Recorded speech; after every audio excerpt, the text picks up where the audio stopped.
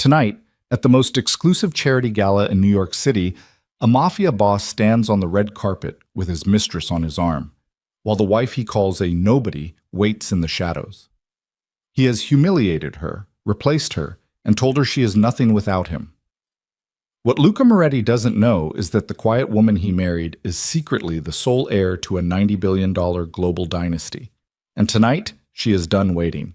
If you want to find out how a mafia boss loses everything he built in a single night, hit like, drop a comment with the city you're watching from. I want to see how far this story travels. And follow along to the very end. The city never really went quiet. That was something Elena had learned in the 4 years since she'd moved into the Moretti penthouse on the 43rd floor of a glass tower overlooking the East River. Even at 2 in the morning, Manhattan breathed. Cab horns, distant sirens, the low mechanical hum of a city that ran on ambition and wouldn't apologize for it. She used to find it comforting. Now it just reminded her that the world outside kept moving while she stood perfectly still inside these walls, invisible and irrelevant, a woman-shaped decoration in a life that had never really belonged to her. She was sitting at the kitchen island when Luca came home. She heard him before she saw him. The elevator chime, the heavy drag of the penthouse door, the particular way his shoes hit the marble floor when he'd been drinking. Not stumbling drunk.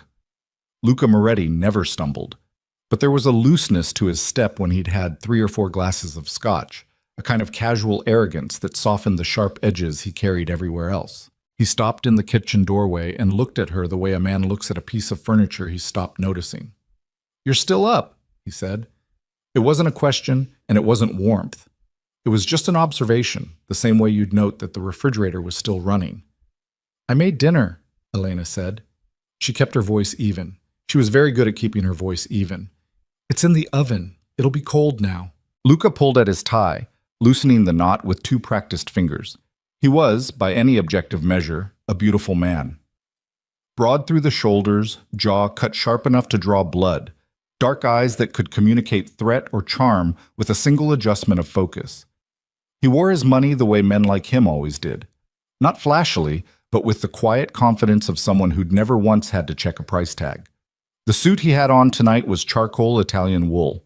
The watch on his wrist was worth more than most people's cars. "I ate with the Falcones," he said, moving to the bar cart near the window and pouring 2 fingers of scotch without offering her any. He never offered any more. That had stopped around the 18-month mark, somewhere between the first time he'd introduced Vivian Cross as his associate and the night he'd told Elena in front of 3 of his lieutenants that she had the social presence of a librarian. She had in fact been a librarian. For 2 years, before she'd met him. She'd loved it. "The Falcones," she said. "On a Tuesday.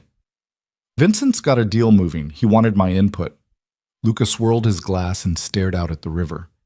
"There's an event Friday night, the Future Horizons Gala. I need you to clear the evening." Elena looked at him. "You want me to come?" He didn't look at her. "I didn't say that. I said clear the evening. I need the town car in Petrov for the night. You can take a cab wherever you're going." She held very still. It was a skill she'd developed over the last 2 years, this ability to absorb something sharp without flinching. You got good at it when you practiced enough. "I volunteer at the Literacy Center on Fridays," she said, "then reschedule." "Luca." "Elena." He turned then, and his eyes were flat in the way they got when he was done having a conversation. "I'm not asking you to move a mountain. I'm asking you to reschedule one evening at a place where you hand out picture books to adults who can't read. I think the car being available is the more pressing concern." She looked at him for a long moment. The kitchen was very clean and very quiet, and the city outside pulsed its indifferent pulse. "Fine," she said. "The car is yours." He nodded once, finished his scotch, and walked toward the bedroom without another word. He didn't ask about her day. He didn't ask about anything. The door clicked shut, and Elena sat alone in the kitchen with the cold dinner still in the oven and the sound of the city coming through the glass like a frequency she couldn't quite tune out. She sat there for a long time. Then she picked up her phone and sent a single text to a number saved under the name M. Vale, her cousin Marcus, the only person in the world who knew every piece of the truth about who she was. And the text read, "Friday. I think Friday." His response came back in under a minute. I'll make the call. She set the phone face down on the marble counter and stared at the window and let herself feel, just for a moment, the full weight of what she'd been carrying for 4 years. It was considerable. It pressed on the sternum, that kind of weight. It made breathing feel like work. Then she put it down. Not forever. Just for tonight. She was good at that too. The story of Elena Vale began, as most stories about quiet women do, in a place that had nothing to do with quiet. Her father, Magnus Vale, had built his empire the way engineers build bridges, with obsessive precision, an absolute intolerance for structural weakness, and a willingness to work through conditions that sent everyone else home. He'd started with a single logistics company in Singapore when he was 26, leveraged it into a regional shipping network, then a global one, then diversified into energy infrastructure, pharmaceutical distribution, and technology investment over the following 3 decades, until Vale Global Holdings was a name that made finance ministers return calls on weekends. $90 billion. That was the number the financial press used. Elena thought it was probably a little low. Magnus had one child, Elena. Her mother, a French architect named Celeste, had died when Elena was 9. An aneurysm, fast and without warning, the kind of loss that doesn't announce itself and leaves no room for preparation. Magnus had mourned in the way powerful men mourn, which is to say, privately and completely, and then he had redirected every atom of his formidable focus onto his daughter. He wanted her prepared, not sheltered, prepared. There was a difference, and Magnus Vale understood it precisely. Elena had grown up moving between Singapore, London, Geneva, and New York, educated at institutions that didn't advertise themselves, trained in languages and finance and negotiation, and the particular kind of stillness that executives cultivate when they want a room to come to them, rather than the other way around. She had also, to her father's occasional bewilderment, developed a genuine love of ordinary things. Libraries, community gardens, the specific satisfaction of a meal cooked from scratch on a Tuesday with no agenda. Magnus had never entirely understood it, but he'd respected it. He respected most things about his daughter, even the ones that confused him. When she was 24, Elena had made a request that he'd sat with for 3 full days before answering. She wanted to live anonymously for a while, to take a position under her mother's maiden name, not Vale, to see what the world looked like when it didn't know who she was, to find out if she could connect with people, with a person, specifically, a partner, without her net worth doing the work for her. Magnus had said yes on the condition that Marcus, his nephew, and Elena's closest cousin maintained contact, and that a small security detail operate at a distance she would never have to acknowledge. Elena had agreed. She'd moved to New York. She'd taken the library position. She'd lived simply and completely, and found, somewhat to her own surprise, that she loved it. She'd met Luca Moretti at a fundraising dinner 8 months in. He was charismatic in the concentrated, directed way of men who understood exactly what they were doing with their charm. He'd focused on her the way a spotlight focuses. Total illumination, a little blinding, the kind of attention that makes you feel both seen and exposed. He hadn't known who she was. That had been, in the beginning, the whole point. She told herself she was being careful. She'd done research, not on his finances, but on him, the human being, the way he treated people in unguarded moments. He'd seemed decent then. Rough around the edges in ways she'd found appealing rather than alarming. He was building something, she'd thought.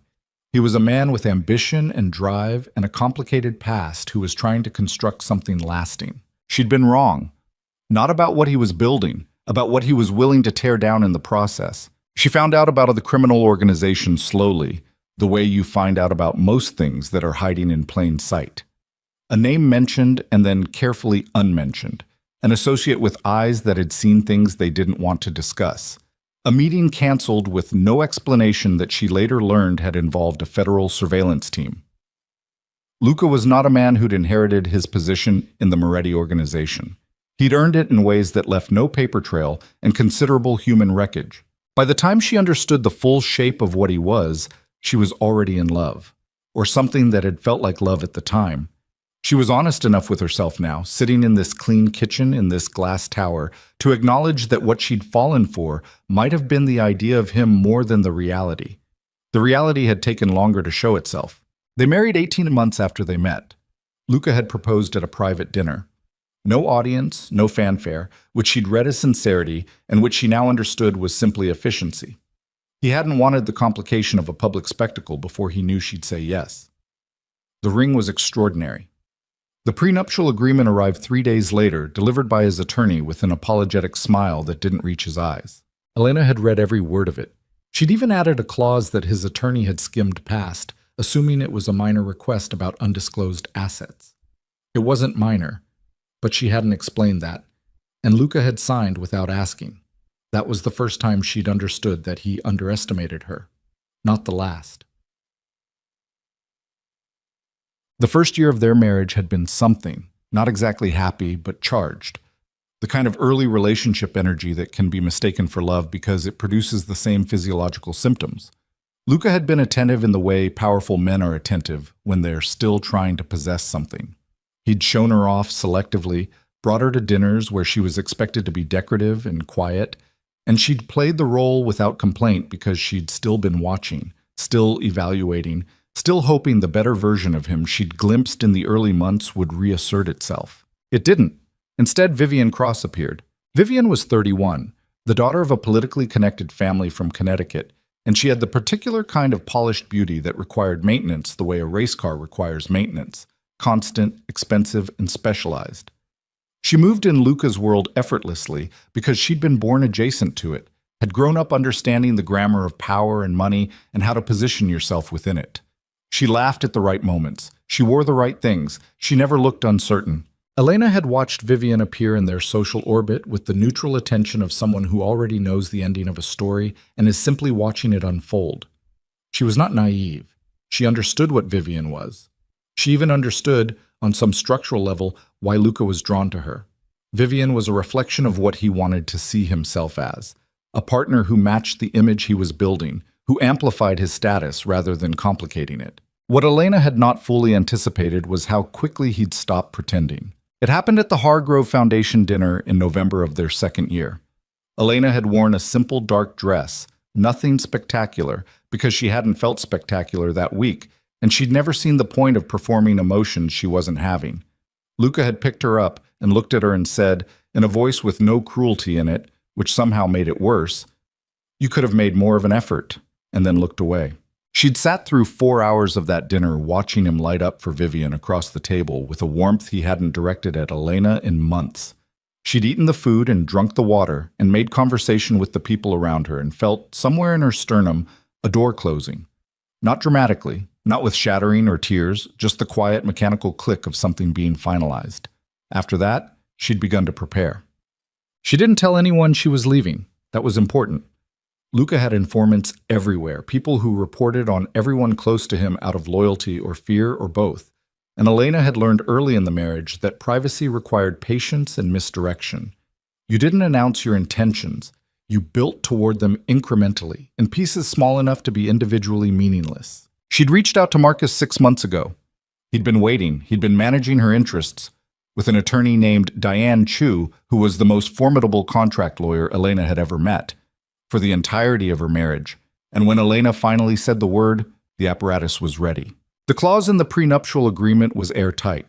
Luca had signed away any claim to undisclosed family assets, defined as any inheritance, family trust, or corporate interest not explicitly listed at the time of signing.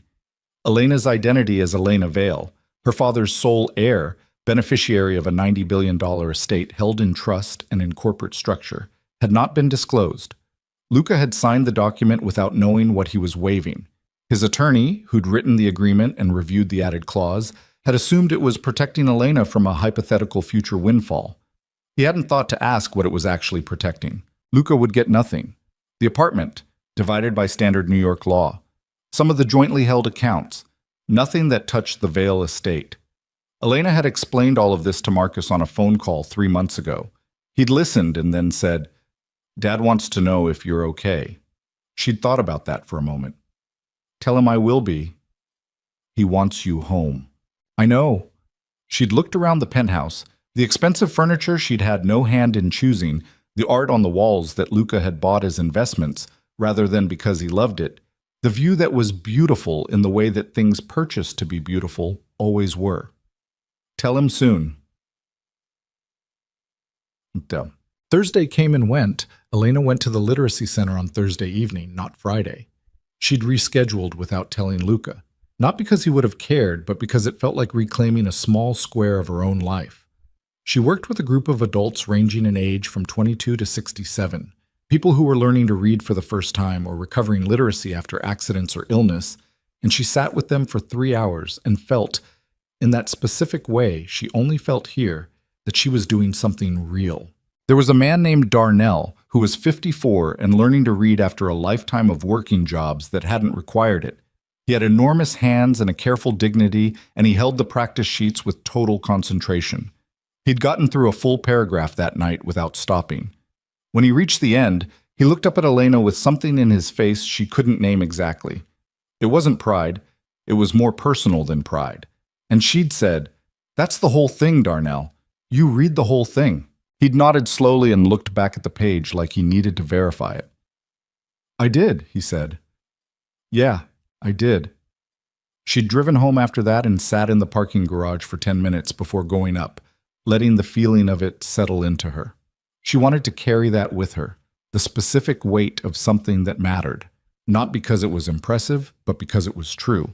Upstairs, the penthouse was empty. Luca was out. Vivian's perfume was faint but present in the entryway, which meant she'd been here. Elena walked through the apartment and didn't let herself think about it, changed into clothes she could sleep in, and called her father. Magnus Vale answered on the second ring.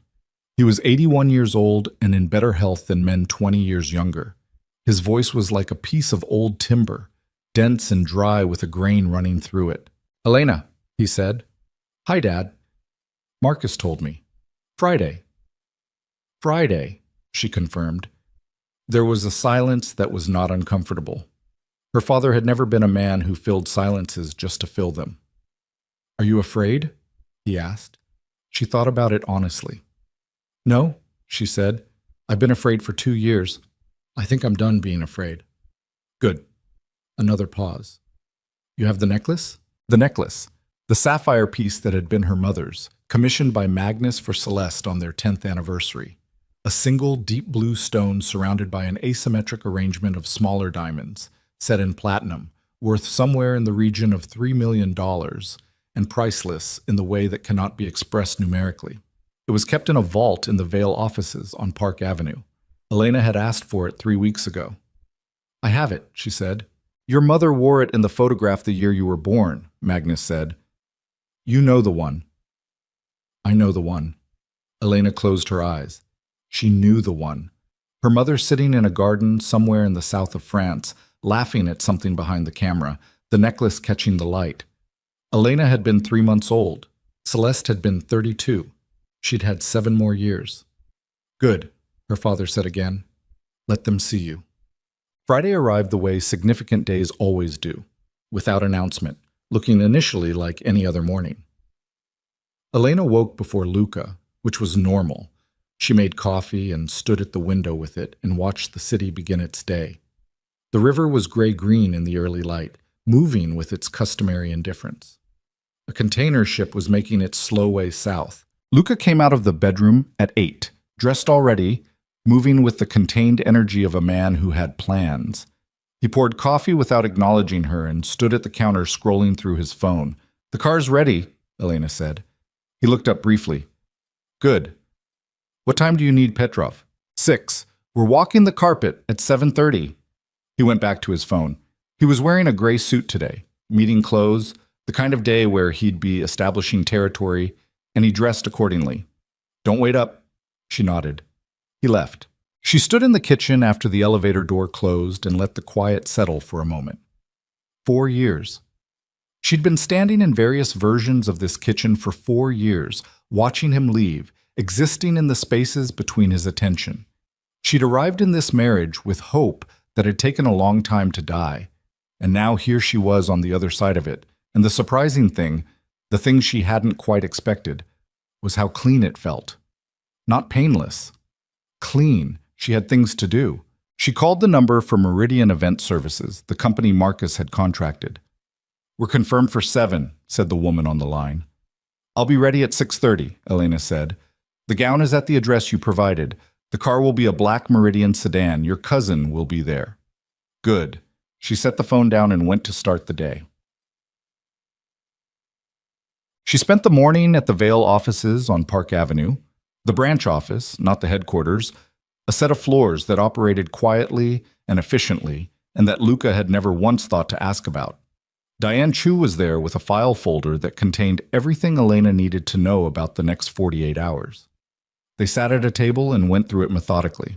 The agreement is ironclad, Diane said. She was a small woman in her 40s with an economy of movement and a voice that functioned like a scalpel. I've had 2 outside firms review the clause, and it holds. He signed it. His attorney signed off. Under New York law, undisclosed assets at the time of signing are explicitly excluded. There's no argument. He'll try to make one, Elena said. He'll fail. Diana allowed herself a small, precise smile. Luca Moretti is very good at many things, Elena. Asset division litigation isn't one of them. What about the divorce filing? It goes in Monday morning. We front-run the news cycle by about 6 hours based on the timeline from tonight. Diane paused. Are you certain about the public nature of this? Elena looked at her. He humiliated me publicly for 2 years. He called me a nobody in front of people whose names are in the newspaper. He brought his mistress to events where I was expected to appear as his wife, then excluded me to take her instead. She kept her voice level. Yes, I'm certain about the public nature of this. Diane nodded once. Then we're ready. Marcus was in the outer office, reading something on his phone, and he stood when she came out. He was 32, lean and dark-haired, with their grandfather's jaw and his own particular brand of restless intelligence. He'd been her closest friend for her entire life. He hugged her, which was not something he did often. How are you doing? He asked. Ask me tomorrow, Elena said. He pulled back and looked at her. You look terrifying, in the best possible way. She almost laughed. I haven't done anything yet. I know. That's what makes it terrifying. He held up his phone, showing her an image. The gown arrived. You need to see it. She looked at the screen. The dress was midnight blue, couture, structured at the shoulder and fluid through the body, the kind of garment that looked like it had opinions. She'd chosen it 3 weeks ago from a designer who worked exclusively by commission and who had, without being told the full context, clearly understood that this was a dress for a specific moment. That's the one, she said. And the necklace is in the vault. You can collect it at 5. She nodded, looked at her cousin for a moment. Thank you, she said, for everything. 4 years of... Stop. He shook his head. You don't thank me. That's not how this works. The afternoon was ordinary in ways that felt deliberately ironic. She stopped at the literacy center to drop off materials for the following week. She had lunch alone at a place she liked in the village, a small Italian restaurant where nobody knew who she was in either direction. Not the Mafia wife, not the heiress, just a woman at a corner table with pasta and a glass of water and a window looking out onto a street where the city did its relentless ordinary business. She thought about the past 4 years with the specific focus she'd been saving for this moment, now that it was actually here. Not the dramatic moments, the public snubs, the cold evenings, the Vivian Cross situation, the smaller ones.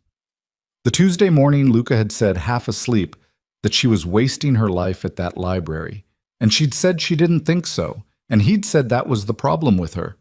She didn't know what waste looked like because she'd never had anything worth losing. She'd been making coffee at the time.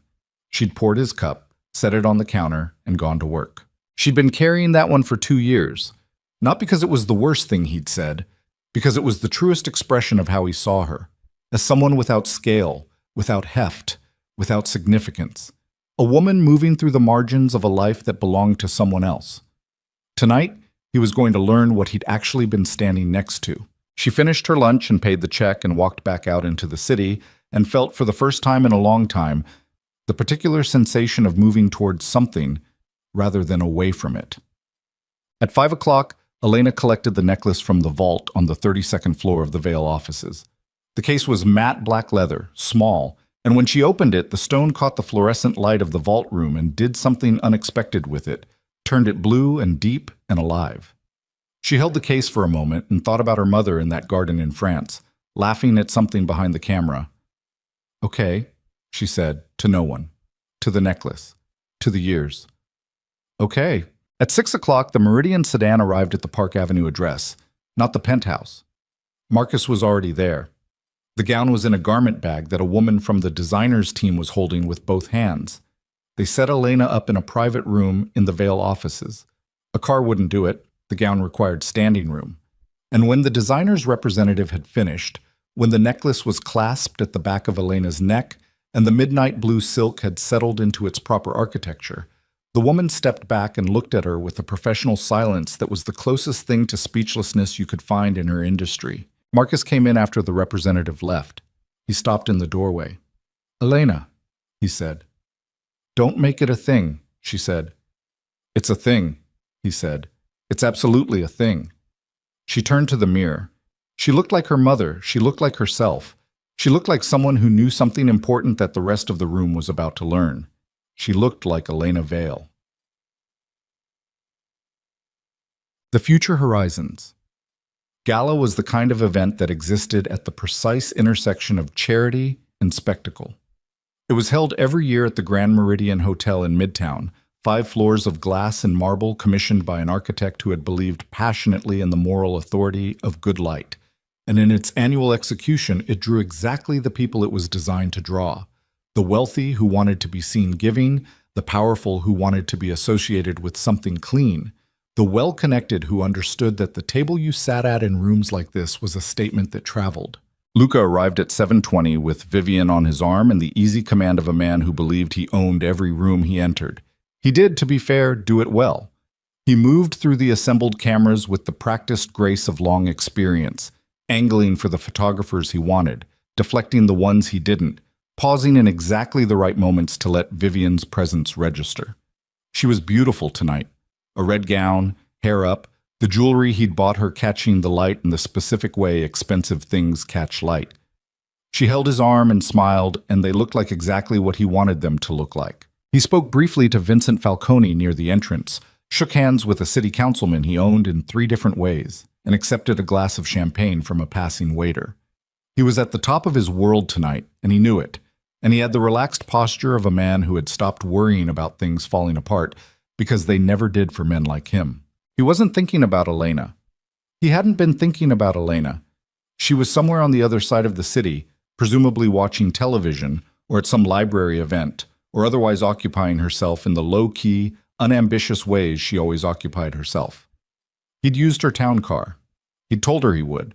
She'd agreed, and that had been the end of it. At 7:45, Luca was midway through a conversation with the president of a hedge fund when the room changed. It didn't change loudly. It changed the way pressure changes, the way you notice it in your ears before you understand what's happening. A shift in attention, a reorientation of bodies, cameras that had been tracking him suddenly tracking something else, moving with the coordinated urgency of photojournalists who've identified the most significant presence in a room and are running toward it. Luca turned. The entrance to the gala floor was 30 feet away. The crowd between him and it was parting, not in response to any command, but in the instinctive way crowds part when they sense that the person coming through is someone they should make room for. A woman in midnight blue walked through the opening. Luca looked at her and felt a strange, displaced sensation, like a word he knew but couldn't place. The gown was extraordinary. The stone at her throat caught the light and threw it back as something altogether different. Her posture was the posture of someone who had spent a lifetime being looked at and had long since stopped caring whether anyone was watching. He knew the necklace. He'd seen photographs of it. Every person in the financial press who'd ever profiled Magnus Vale had published the photograph of Magnus's late wife wearing it. It was one of those objects that achieved a specific kind of visual fame, recognizable enough to function almost as a logo for an entire dynasty. The woman wearing it turned her head and found him across the room with an ease that told him she'd known exactly where he was standing. It was Elena. Luca's champagne glass stopped halfway to his mouth. Not Elena Moretti. Not the woman from his penthouse who scheduled time at literacy centers and wore simple dresses and had no social media presence and never seemed to want anything he was capable of giving. Not the woman he'd told 3 months ago that she had the personal magnetism of a substitute teacher. Not the woman he dismissed in 40 different ways over 4 years because she'd seemed constitutionally incapable of being dismissed. Her eyes met his across the room, and in that look, steady, clear, with not a single atom of performance in it, Luca Moretti felt for the first time in longer than he could remember the cold structural sensation of something going very wrong. The cameras reached her. The questions started. Someone in the press line said a name that Luca heard through the rising noise, a name that processed slowly, that took 3 full seconds to complete its passage through his understanding. Elena Vale. He heard it again, confirmed it. Felt his mind do the thing it did when faced with information that couldn't be integrated quickly, a kind of cognitive stutter, a refusal, and then coming through on the other side of the refusal, the beginning of understanding. $90 billion. Magnus Vale's daughter. His wife. Vivian said something beside him. He didn't hear it. He was looking at Elena, who was now answering a reporter's question with the composed, precise ease of someone who had been answering questions in rooms like this since before she could drive, and the specific quality of her composure, unhurried, unimpressed, completely at home, was telling him something about how thoroughly and completely he had misread every single day of the past 4 years. She hadn't been hiding from the world, she'd been waiting, and the wait, as of this moment, was over. Vivian's hand tightened on his arm. "Luca," she said. "Who is that?" He couldn't answer. He was still processing, still working through the implication of every conversation, every dismissal, every careless cruelty of the past 4 years, understanding now what they'd been directed at. Not a nobody, not a woman without scale or significance or anything worth losing. A woman who had let him believe all of that while she decided what to do with the information. "Luca," Vivian's voice had an edge now. "I asked you a question." He turned to look at her and saw, in the new light of what he was beginning to understand, how she registered what was in his face. "That's my wife," he said. The silence between them was 3 seconds long and contained something that felt structural, load-bearing, the kind of silence that holds things up right before they fall. And across the marble floor, in the light of 40 cameras, Elena Vale looked at her husband with the patient certainty of a woman who had been called nobody for the last time. And she smiled, not widely, not cruelly, but with the quiet, absolute composure of someone who had known exactly how this moment would arrive, had dressed for it, had carried it for 4 years without once putting it down, and was now, finally, ready to let it land. The cameras didn't stop. That was the thing about moments like this. They fed on themselves, one flash triggering the next. The crowd's attention a kind of fuel that burned hotter the more people turned toward it.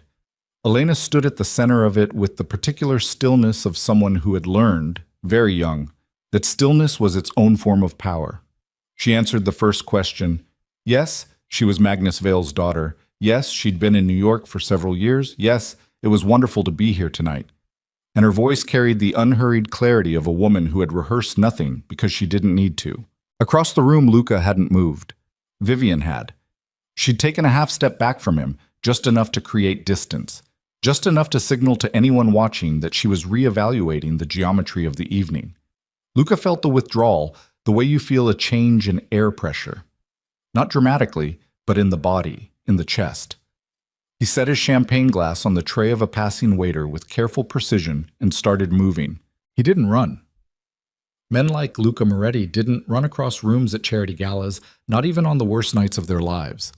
But he moved with the compressed urgency of someone who has identified a threat and is closing distance, weaving between clusters of guests with the single-mindedness of a man whose entire understanding of the last 4 years has just been detonated beneath him. He reached the edge of the press circle in under 90 seconds. The reporters hadn't noticed him yet.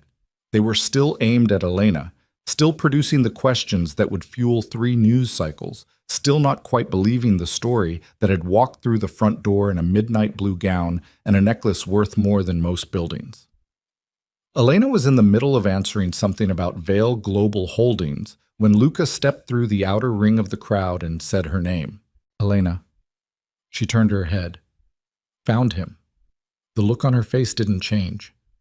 "Luca," she said, the same tone she used when he came home late, and she acknowledged his presence from the kitchen. Neutral, containing nothing he could use. The The cameras swung toward him. He registered them in his peripheral vision with the part of his brain that tracked threats, and understood, too late, that stepping into this circle was exactly what he should not have done. But he was already here, and Luca Moretti had never once in his life backed away from a thing he'd already started. "Can I have a minute?" he said. Not a question. "You can have whatever you'd like," Elena said pleasantly. "I believe you're familiar with the concept of public spaces." Someone near the back of the press circle laughed, quickly suppressed. Luca's jaw tightened. "Privately," he said. "I don't think so." She held his gaze with the steady, open attention of someone who has been waiting for this conversation for a very long time and is not afraid of it. "Is there something you wanted to say?" He looked at her, at the necklace, at the gown, at the assembled cameras recording every millisecond of this with the indiscriminate enthusiasm of machines that don't understand what they're capturing. He looked at the woman he'd shared a home with for 4 years and had genuinely, completely failed to see, and felt something move through him that wasn't quite any single emotion. It was a compound thing, made of anger and humiliation and the first cold structural premonition of ruin, and it tasted like the back of his throat when he'd been drinking too long. "Who are you?" he said. His voice came out rougher than he intended. Elena tilted her head slightly. "You know who I am." "I knew who you told me you were." "No," she said. "You knew what you assumed. There's a difference. You never asked, Luca, not once in 4 years. You decided what I was, and you stopped looking." A reporter, young, fast, already understanding that the story had just mutated into something far more valuable, said, "Mr. Moretti, are you saying Elena Vale is your wife?" The question landed like a stone in still water, and the ripples went everywhere immediately. Luca heard the shift in the crowd, the acceleration of camera shutters, the specific quality of human attention that sharpens when it smells something irreversible. He should have said nothing. He knew it even as his mouth opened. "We're married, yes," he said. 4 years. The room detonated. Aunt. Vivian Cross had been at enough events in enough rooms with enough powerful men to know when a situation had become untenable. She recognized it the way an experienced sailor recognizes a change in weather. Not by any single indicator, but by the accumulated weight of small signals that together pointed in one direction. She recognized it now. She picked up a fresh glass of champagne from a passing tray, drank half of it in a single movement that she would later be grateful no cameras caught, and began the careful process of not being associated with what was happening 20 feet away. She moved toward the south wall of the room, where a group of people she knew professionally were gathered, and inserted herself into their conversation with the smooth efficiency of someone who had been practicing social survival since adolescence. She did not look at Luca. She kept her expression in the particular configuration of polite interest that conveyed nothing. She was, in the parlance of political damage control, creating distance. She did not, however, leave. Not yet. Because the thing about Vivian Cross was that beneath the calculation and the maintenance and the practiced social fluency, she was also genuinely curious. And what was happening over there was extraordinary, and she was human enough to want to see how it ended, even as she was smart enough to not be standing next to it when it did. The questions came fast after that, overlapping, a volley of them, and Luca stood in the middle with the specific stillness of a man whose options are narrowing in real time. Elena answered what she wanted to answer and redirected the rest with the ease of someone who had been media trained by the best handlers money could produce. Not that she'd needed much training. She had the instinct for it, the same instinct her father had, the ability to say exactly as much as served her purpose and not a syllable more. A reporter from one of the financial networks, the ones who covered the Vale Empire as a recurring beat, said, "Ms. Vale, how long have you been keeping your identity private? Was this deliberate?" "I've been living under my mother's family name for a period of time, yes," Elena said. "That was a personal choice. I wanted to understand the city and certain relationships on terms that didn't involve my father's name opening every door for me. I think most people can understand the appeal of being seen for yourself rather than your circumstances." "Did your husband know who you were?" A pause, just long enough to be meaningful. "He knows now," she said. Luca said, "Elena, The single word had more pressure in it than most sentences. She turned to look at him fully, and the cameras caught it. The two of them facing each other in the clearing the crowd had made, and what the cameras recorded was this: a man whose composure was showing its seams at the edges, and a woman who had none to show. "You lied to me," he said. His voice was low, aimed at her. Not the press, but the press had good microphones, and the room had gone quiet enough that it carried. "I omitted," she said. "There's a legal distinction, actually. You might want to familiarize yourself with it." 4 years, he said. 4 years, and you never— "I wanted to see who you were," she said. Still calm, still with that terrible, focused clarity that he'd spent 4 years reading as simplicity and was now understanding was something else entirely. "I wanted to know if you were the man I thought you were when I married you. I needed to know without the number getting in the way." A beat. The number would have gotten in the way. "So this is what? An experiment?" "It was hope," she said. "It turned into an experiment when you started treating me like furniture." Someone in the press circle made a sound that was not quite a laugh and not quite a gasp. Luca looked at her for 3 seconds that felt architectural, weight-bearing, the kind of time that structures things that come after. He could feel the room watching. He could feel the cameras. He could feel, with the bone-deep instinct of a man who had spent 20 years reading power dynamics, that the floor had shifted under him in a way that had no quick correction, and the awareness of it was making his chest tight in a way he didn't have a name for and wasn't going to name in public. "We need to talk," he said. "Not here." "We've had 4 years to talk," Elena said. "We didn't use them well." She turned back to the reporters, and the moment passed, or rather it didn't pass. It crystallized, became permanent in the way that moments do when they're captured on video and will be watched millions of times by people who weren't there. Luca stood at the edge of the frame for another 3 seconds, and then did the only thing available to him, which was to move away with as much controlled purpose as he could assemble. Well, he found a corner near the bar that wasn't covered by the press pool, and stood there with a glass of scotch he didn't remember ordering and tried to think. It was harder than usual. His thoughts kept sliding off the surface of what he was trying to hold on to, kept returning to specific images. Elena in the kitchen making coffee. Elena in the passenger seat of the car, looking out the window at nothing. Elena at the Hargrove dinner in her plain dark dress, watching him across the table with the expression he'd read as passive endurance, and was now rereading as something altogether different. She'd been watching him. For 4 years she had been watching him with the calibrated attention of someone gathering information they intended to use, and he'd looked at that attention and seen nothing because he'd already decided there was nothing to see. Vincent Falcone appeared at his elbow. Vincent was 56 and built like a man who'd once done his own violence, but had since delegated it, compact and heavy-shouldered with a face that conveyed the minimum necessary. He looked at Luca and said nothing for a moment, which with Vincent meant he was deciding something. "Your wife," Vincent said. "Yeah. Elena Vale. It would appear." Vincent picked up a glass from the bar and held it without drinking. "Magnus Vale's daughter." "I know who her father is, Vincent." "Do you know what this looks like?" Luca said nothing. "It looks like," Vincent said, slow and level, "a man who married into $90 billion without knowing it, which means either he's the unluckiest genius in New York or he's the most expensive idiot." He paused. "The press is going to run both interpretations, and neither one is good for business." "I didn't know," Luca said. "I understand that." Vincent turned to look at him, and his eyes had the particular quality of a man who has survived 30 years in dangerous company by understanding people's structural weaknesses. "The question isn't what you knew. The question is what you did with what you had. And from what I just watched—" He stopped. "Let that sit for a moment. You brought Vivian Cross to this event. That's my private life. Your private life just became a press event, Luca." Vincent set his glass down with a care that communicated displeasure more clearly than volume would have. "I'm going to go talk to some people.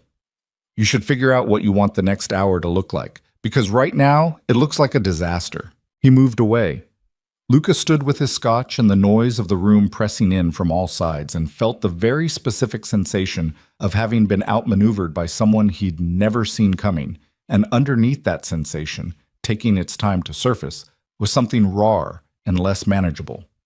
Not just anger, Not just humiliation, something that lived closer to the center of a person, in the territory where ego and identity overlap, where a man keeps his understanding of what he is and what he's worth. She'd known.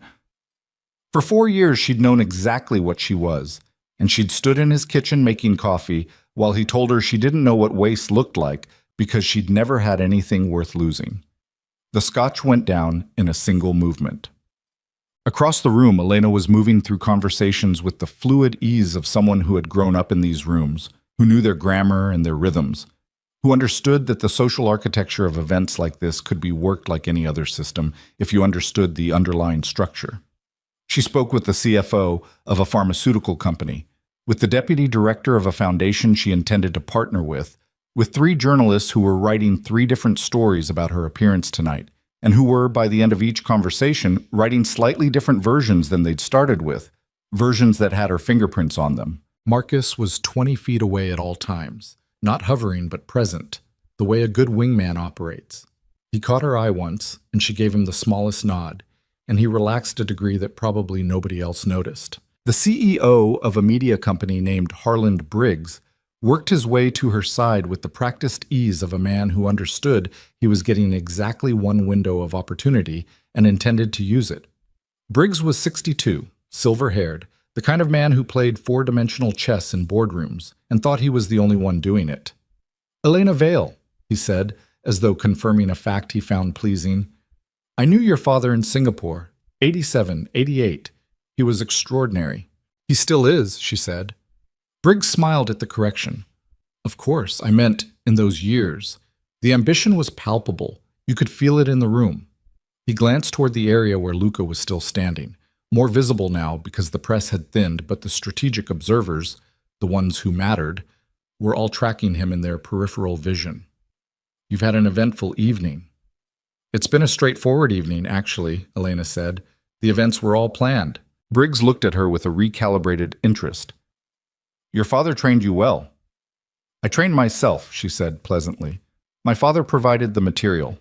He laughed, a genuine one, surprised out of him. "I'd like to sit down with you this month," he said. "Professionally.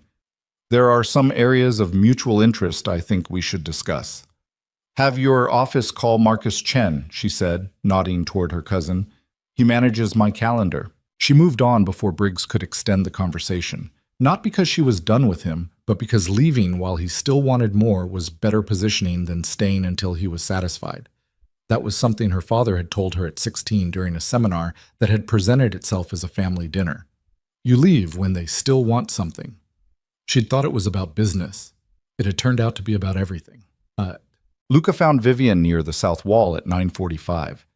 He'd been looking for her for 20 minutes, which had been 20 minutes of navigating a room that was tracking him with the subtle collective awareness of prey behavior. Not obvious, not pointed, but present. People who'd greeted him at the entrance with warmth were now greeting him with the slightly cooler register of individuals recalculating risk. Vivian saw him coming, and the conversation she was in finished itself with quiet efficiency, and she was standing slightly apart from the group when he reached her. "I've been looking for you," he said. "I've been here," she said. Her voice had a quality he recognized, the particular careful neutrality of someone who has decided not to show their hand yet. "We should talk." "Probably," she agreed. He looked at her. In the 4 years of their relationship, or whatever it had been, Vivian had never liked the clinical sound of that word. He'd been able to read her with reasonable accuracy. She was not a transparent woman, but she was a consistent one, and he knew her tells. The way she held her shoulders when she was angry. The specific position of her hands when she was managing down an emotion she didn't want him to see. Her hands right now were clasped in front of her, fingers interlaced, which was not a natural resting position for her, and which told him something about the effort the evening was costing her. "She's your wife," Vivian said. "Yes." "Elena Vale." "Yes." "And you genuinely didn't know?" It wasn't quite a question. "No," he said. "I didn't know." Vivian looked past him toward the area where Elena was still visible, still working the room with the unhurried authority of someone who lives here and has simply been absent for a while. "That's almost worse," she said. "What does that mean?" "It means you didn't marry money you knew about." She looked back at him, and there was something in her expression he'd never seen there before. Not anger, which he'd seen plenty of, but a kind of weary clarity, the look of a person doing arithmetic and not enjoying the results. You married her because you thought she was small, and she let you, and now you're standing in the middle of a press event looking like the man who had everything and didn't notice. The word small landed somewhere specific. He didn't show it. Vivian, I'm going to get my coat, she said. I need you to stay. For what? She asked. Not cruelly, almost with genuine curiosity. He didn't have an answer for that. He stood there looking for one and didn't find it, which was its own kind of answer. And Vivian looked at him for a moment with the expression of someone closing a chapter they've been meaning to close for a while, and then she turned and walked toward the coat check with the steady, deliberate pace of a woman who has made a decision and is executing it cleanly. He watched her go. The room continued its noise around him, glass and voices, and the distant sound of a string quartet, and Luca stood in the middle of it and felt the specific sensation of things that had seemed fixed beginning to move. Business relationships operated on reputation, and reputation operated on perception, and his perception, in this room tonight, was changing in real time in ways he couldn't quantify yet, but could feel the way you feel a shift in weather before the rain. He pulled out his phone. 3 messages from his attorney, Sal Caruso. 2 from his financial manager. 1 from Vincent that said only, "Call me when you're clear." No calls from associates who usually texted on Friday nights. No calls from the 3 business partners who'd been in the room earlier and who he'd seen speaking together in the corner 15 minutes ago before they'd left. He was not a man who panicked. He'd built 20 years of a life that required the opposite of panic, that required the kind of cold operational clarity that operated best in conditions designed to produce terror. He assembled that clarity now, brick by brick, and looked at the situation he was standing in. She had known the entire time.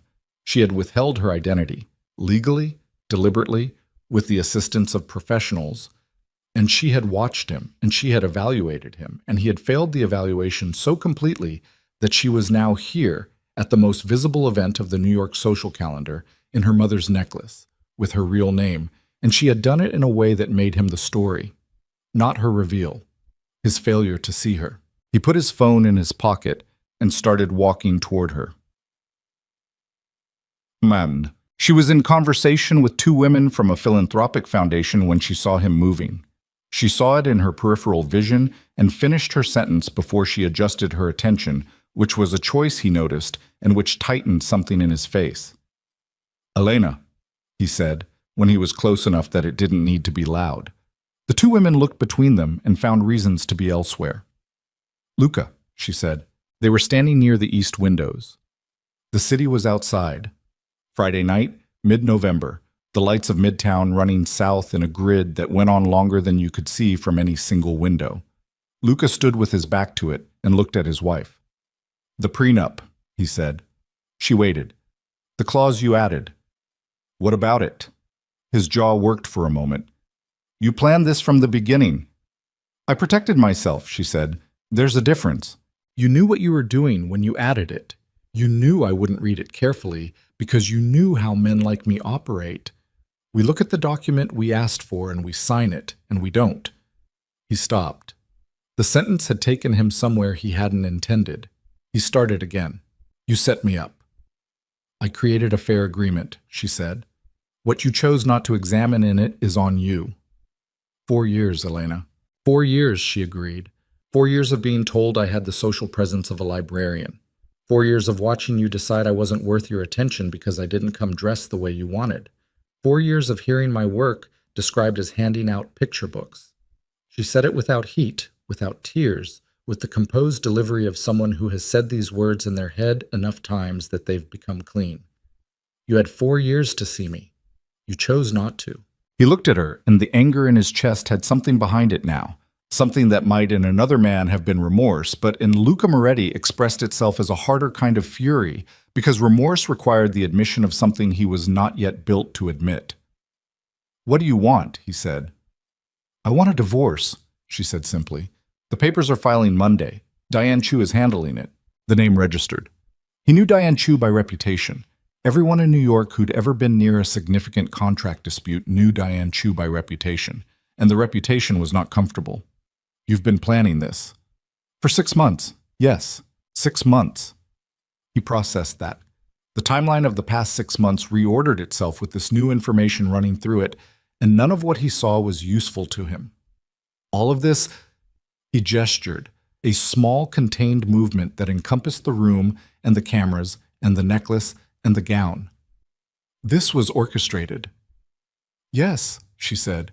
Why like this? Why not just... Because you humiliated me publicly, she said, and for the first time the composure had something underneath it, not quite heat, but the memory of heat, the scar tissue of it. Repeatedly, in front of people. You brought her to events where I was supposed to be your wife and told me to take a cab. You told men you respect that I was ordinary. You looked at me in rooms full of people and made sure everyone could see that you had stopped seeing me. She paused. One breath. So yes, I wanted one night where you understood publicly what you had been standing next to. The string quartet in the far corner had shifted to something slower. The room breathed around them, oblivious and not oblivious. The way rooms are at events like this, where everyone is pretending not to watch the most interesting thing happening. Luca looked at Elena Vale, at his wife, at the woman he'd spent 4 years not seeing, and felt the ground continue its slow reorganization beneath him. He felt his phone vibrate in his pocket for the 4th time. He felt the particular quality of a room that has made a judgment and is in the process of acting on it, the social machinery of consequence, beginning its rotation. And he understood, standing there, that this was not the beginning of a bad night. This was the end of something that had been ending for a long time. And Elena had simply chosen the moment and the venue and the lighting, and she had chosen well, and there was nothing, not his attorneys, not his connections, not the 20 years of carefully constructed power that was going to... There was nothing, not his attorneys, not his connections, not the 20 years of carefully constructed power that was going to change the shape of what had already happened. He knew it. The knowing arrived not as a single moment, but as a series of small recognitions, each one closing a door he'd assumed was still open. He could see it in the room, in the way Vincent Falcone had not returned, in the way the city councilman who'd greeted him at the entrance was now 3 conversations deep on the opposite side of the floor, in the way the hedge fund president had found somewhere else to be. These were men who understood exposure the way animals understand weather. They were moving away from it. Luca put his phone in his pocket and looked at Elena and said the only honest thing he had left in that moment. I didn't know what you were. No, she said. You didn't. She held his gaze for one more second, steady, clear, without cruelty and without mercy. And then she turned away from him, back toward the room, back toward the people and the cameras, and the life she was reclaiming in real time. And Luca stood at the east windows with the city behind him and watched her go. His phone vibrated again. He pulled it out. The name on the screen was Sal Caruso, his attorney, and Sal had never called 4 times in one evening without it meaning something structural had broken. He answered. Tell me, he said. Sal's voice was the voice of a man who delivered bad news professionally and had learned to strip the emotion out of it the way a butcher strips fat. You need to come to the office tonight. It's 10 o'clock. I'm aware of the time. Come anyway. Luca watched Elena cross the room and receive another cluster of people who wanted proximity to her name, to the story she'd just made of herself, and felt something cold move through him that wasn't quite fear, because he'd never quite felt fear, but lived in the same neighborhood. I'll be there in an hour, he said. The car ride to Caruso's office on 52nd Street took 22 minutes in Friday night traffic. Luca sat in the back and did not look at his phone and did not think about Elena and thought about almost nothing else. The city moved past the windows with its customary indifference. He'd always liked New York at night from inside a car. The compressed version of it, the way the lights compressed distance, the way everything looked manageable from this remove. It didn't look manageable tonight. Sal Caruso's office occupied half a floor of a building that didn't advertise its tenants. Sal was 60.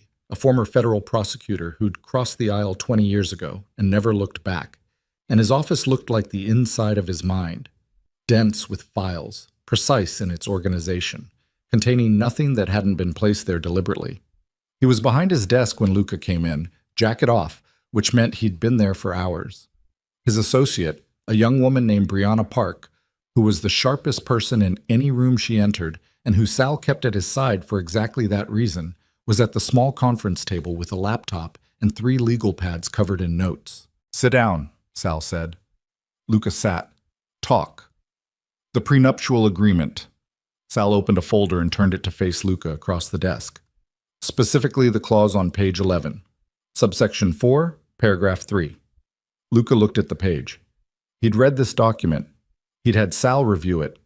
He'd believed it was protecting him from Elena making claims against his business interests in the event of a divorce. And that was what it had been presented as. And that was what Sal had confirmed, and that was— "Walk me through it," he said. "The language here," Sal said, pointing to a paragraph that Luca read now with the specific focus of someone who understands they've been reading a map upside down, "waives any claim by either party to undisclosed assets. We read it as protecting your holdings. She read it as protecting hers." He paused. "Her attorney, Diane Chu, you know the name." "I know the name. Diane Chu drafted this language. She inserted it as an amendment to the standard agreement, and my office reviewed it, and—" Sal stopped. There was a quality to the pause that told Luca something about how much this was costing his attorney to say out loud. "We missed it, Luca. The clause is symmetrical on its face. Both parties waive claims to undisclosed assets. We were focused on your assets. We didn't consider that she had any." The room was very quiet. Brianna Park did not look up from her legal pad. "What does that mean?" Luca said, specifically. "It means that her inheritance, her stake in Vail Global Holdings, the trust structure, the entirety of the Vail estate, none of it is reachable. She had it at the time of signing. It wasn't disclosed. The clause holds under New York law. I've had 2 partners look at it tonight since her name hit the wire." Sal held eye contact because he was the kind of man who delivered information directly when he'd failed and understood that looking away was worse. "We have no claim. Not to the estate, not to the holding stake, not to anything that traces back to Vail." Luca sat with this for a moment. The number moved through his mind, $90 billion, and the geometry of it, the sheer scale of what he'd been adjacent to for 4 years without knowing, produced a sensation he'd never had before in a business context, a kind of vertigo. The floor was the same floor it had been 3 seconds ago, and it felt like a different floor. "The apartment," he said. "Standard division. New York law. Whatever's jointly held. The accounts. Joint accounts, yes. Business accounts are yours. They're clean." Sal leaned forward slightly. "Luca, the business accounts are the immediate concern, not the divorce settlement." "What does that mean?" Sal looked at him. "Diane Chu filed a request for financial disclosure this evening at 9:17. It was time-stamped 3 minutes after your exchange with Elena at the Gala became public record. They've been running parallel tracks. The social event was one piece of it. The legal apparatus was already moving. Luca felt the shape of it then. The full architecture of what she'd built. Not one plan, but 2. The public event, which was the visible face of it, the cameras and the gown and the necklace and the room full of witnesses. And underneath that, invisible, the legal infrastructure that had been in motion for 6 months, waiting for tonight to activate. One track for his reputation, one track for his finances. "The disclosure request," he said. What are they after?" "Everything," Sal said. "Standard divorce procedure, but given the public nature of tonight, given that there are now approximately 40 journalists who have the story and are running it as of—" Brianna turned her laptop around so he could see the screen. "A financial news site. The headline was already there. Mafia boss's wife revealed as $90 billion heiress at NYC Gala. The timestamp was 40 minutes ago. Given all of that," Sal continued, "the financial disclosure is going to produce scrutiny from the press, from the public, potentially from others." The word "others" sat in the room with the specific weight of a word chosen because the more accurate word was too dangerous to say in an office with walls. "Federal," Luca said. Sal said nothing, which was its own kind of answer. Luca looked at the laptop screen. The headline was there, and there would be more headlines, different angles, different pieces of the story being assembled in real time by people who were very good at assembly. He thought about the financial disclosure. The business accounts Sal had called clean. They were clean in the sense that they'd been constructed to appear clean, which was a different thing. And in the ordinary course of events, the distinction was academic, because the ordinary course of events didn't involve a $90 billion divorce filing generating federal interest in a Friday night. What's my exposure? He said. Depends on how deep they look, Sal said, and how motivated they are. He paused again. The story tonight made you a public figure in a way you haven't been before. The Mafia Association is public record. The Moretti name is known. But you've been careful. The businesses have been structured carefully. The question is whether the divorce proceeding creates an avenue they can use to look at things that have been off limits. Can we slow the filing? We can contest certain elements. We can request extensions. We can... Sal stopped. We can delay. We cannot prevent. The clause holds, Luca. I've had 3 people look at it. Diane Chu wrote it clean. There's nothing in it to attack. Luca sat back in his chair and looked at the ceiling for a moment, the way a man looks at a ceiling when he's running out of other places to look. Then he looked back at Sal. She knew about the federal exposure, he said. It wasn't a question. He was thinking out loud, working through the architecture of what she'd built. She knew that a public divorce filing would generate this. Almost certainly, Sal said. She used it. She created conditions that produce pressure on multiple fronts simultaneously. Sal said it without inflection, the way you describe a mechanism. The press exposure makes you visible. The visibility creates interest. The interest creates scrutiny. The scrutiny creates... He stopped. Leverage, Luca said. That's one word for it. He sat there with the comprehensive wreckage of the evening spread across the desk in legal documents and search results, and Sal's careful, damaging recitation of facts. He was thinking about Elena in that kitchen at 2 a.m, making coffee. He was thinking about the way she'd looked at him across the Gala floor when his name registered with the press. The look that had taken him 3 seconds to process, and which he now understood completely. It wasn't triumph. It wasn't anger. It was the look of someone who had waited long enough and was finally setting something down. He'd called her ordinary for 4 years. He'd called her a nobody. She'd been building a case. Os.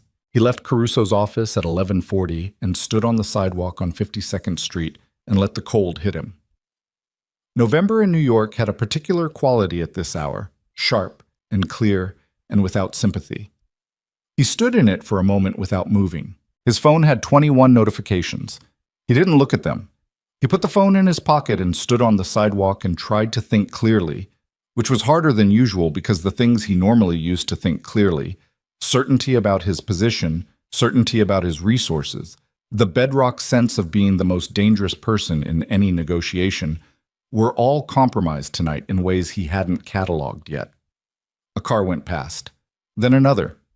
The city maintained its indifference. He started walking. He needed to move. He'd always thought better moving than standing still, and he needed to think about Vincent Falcone, who hadn't returned his calls, and about the 3 business partners who'd left the Gala without speaking to him, and about what Sal had said about federal interest, and about the specific, terrible intelligence of what Elena had constructed. She'd had 6 months. 6 months of living in his penthouse, making coffee, going to the literacy center, existing in the margins of his life the way she always had, and the whole time the apparatus had been building. Diane Chu with the legal infrastructure, Marcus Chen managing the timing, the gown, the necklace, the event, chosen because it was the most visible possible venue, because it would produce maximum documentation, because it would make the story unignorable and him unignorable within it. He stopped at the corner of 52nd and Lexington. A food cart was still operating, the vendor inside doing something mechanical and repetitive. Luca stood at the corner and felt, underneath the operational analysis, something that wasn't useful and wasn't going away. The raw and specific humiliation of being outthought by someone he'd decided wasn't thinking. He'd seen her as furniture. She'd been running calculations. He pulled out his phone and called the one number he hadn't tried yet. It rang 3 times and picked up. "I need a conversation," Luca said. "Tonight." The voice on the other end was Danny Reese, his oldest lieutenant, the man who'd been with him since the beginning, since the early years when being with Luca Moretti meant you ate what you earned and earned through things that left marks. Danny was 50 and careful, and had never once in 20 years done anything that wasn't in Luca's interest. "I heard," Danny said. His voice had something in it, not quite the baseline, something slightly off. "Then you know I need to talk." A pause that lasted 2 seconds too long. "Danny," Luca said. I'm here. Come to the apartment, half an hour. Another pause. Shorter this time, but still there, still containing that quality Luca couldn't quite read and was beginning to dislike intensely. I've got a situation tonight, Luca. Tomorrow morning. Tonight, Luca said. Half an hour. He hung up before Danny could respond and stood at the corner with the phone in his hand and felt the edges of something he wasn't ready to name. Danny Reese did not have situations on Friday nights that prevented him from responding to a direct call. Danny Reese had not had a situation of that kind in 20 years. The pause had been 2 seconds too long, and the voice had been 2 degrees too careful, and Luca had spent 20 years reading those degrees in other men, and he was reading them now in the man he'd trusted most, and the reading was producing a result he needed to be wrong about. He walked the remaining 12 blocks to the penthouse. He didn't take a car. He needed the air and the movement and the time. He went through the lobby and rode the elevator to 43 and let himself into the apartment and stood in the entryway in his coat. The penthouse was dark except for the ambient light of the city coming through the floor-to-ceiling windows. Elena's things were here. Her coat on the hook by the door, the specific coat she wore to the literacy center, dark green and practical. Her books on the side table, the evidence of her presence threaded through a space he'd thought of as his. He moved to the living room and sat down without turning on a light and looked at the city through the glass. He sat there for 25 minutes. His phone produced notifications he didn't read. His mind worked steadily through the structure of his situation and kept arriving at the same set of conclusions, none of which were acceptable, all of which were probably accurate. At 11 minutes past midnight, the elevator chimed. Danny Reese came into the apartment and found Luca in the dark and didn't ask why the lights were off, which told Luca something. A man with a clear conscience asks about the dark. Danny moved to the living room and sat across from him without being invited to sit, which told Luca something else. Talk, Luca said. Danny was a compact man with gray in his hair and hands that had done considerable work in their time. He sat with his elbows on his knees and looked at the floor for a moment before he looked at Luca, and that moment, brief, maybe 3 seconds, was 3 seconds in which everything that came after was visible to anyone paying attention. There's something you need to know, Danny said. Luca said nothing. He kept his face clean and his breathing even. These were things he could control. He controlled them. The Falcone meeting Tuesday, Danny said. Vincent didn't call it for a deal. Then why? Danny's jaw worked. He was a man who delivered bad news before, and he wasn't comfortable, and comfort wasn't the point. He called it because of you, because of the direction things have been moving. The Hargrove situation last spring, and then the Delano contract falling through, and... He stopped, recalibrated. There's been conversation, Luca, about the organization, about whether the current structure is... Say it clearly, Luca said. His voice was very quiet. The quieter Luca Moretti's voice got, the more dangerous the air in the room became, and Danny knew this, had known it for 20 years, and was saying what he was saying anyway, which meant the situation had outgrown the usual deterrents. Vincent is moving to restructure, Danny said. The conversation Tuesday wasn't about a deal. It was about removing you from the primary position, temporarily, while the exposure from tonight gets managed. The room was completely quiet for 5 seconds. Temporarily, Luca said. Danny looked at him and said nothing, which was the answer. And you were at the Tuesday meeting, Luca said. The pause was shorter this time. Danny was past the point of managing his tells. Yes, you were at the meeting where they discussed removing me. I was. And you didn't tell me.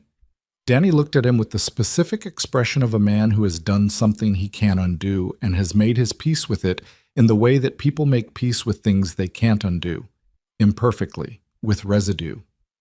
I needed to understand the scope of it first. I wasn't sure it was real. I thought it might be preliminary conversation, nothing. Danny. The single word closed the sentence like a door. Silence.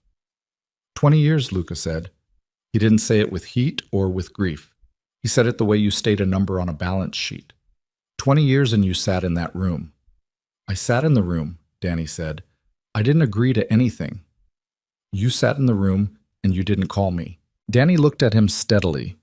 There was something in his face that wasn't quite guilt and wasn't quite defiance, something that lived between them, in the territory of a man who has run a calculation and arrived at a result he isn't proud of but has decided to live with. The situation has changed, Luca. Tonight changed it further.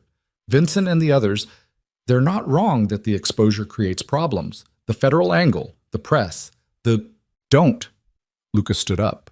Not quickly, not with the energy of anger, but with the slow, deliberate movement of a man who has decided the conversation is over. He stood and looked at Danny Reese, who he'd eaten with and worked with and trusted in the absolute and unreserved way that you only trust people you've been in real danger with. And he looked at him with the clean, cold recognition of someone seeing a thing clearly for the first time. "You've already decided," he said. Danny said nothing. "You're here because you thought you owed me the face-to-face," Luca said, "not because you're still with me." The silence that followed was 3 seconds long and confirmed everything, and Luca stood in his dark living room with the city behind him and understood that in the space of one Friday night he had lost the following: his wife, the illusion of who his wife was, his best attorney's confidence, his financial position relative to the divorce, his primary lieutenant, and the organizational support of the structure he'd spent 20 years building. He understood it with the same cold operational clarity he brought to everything, and he stood in it and let it be as large as it was. Danny stood. He moved toward the elevator with the careful pace of a man leaving a room that might still be dangerous and knowing it.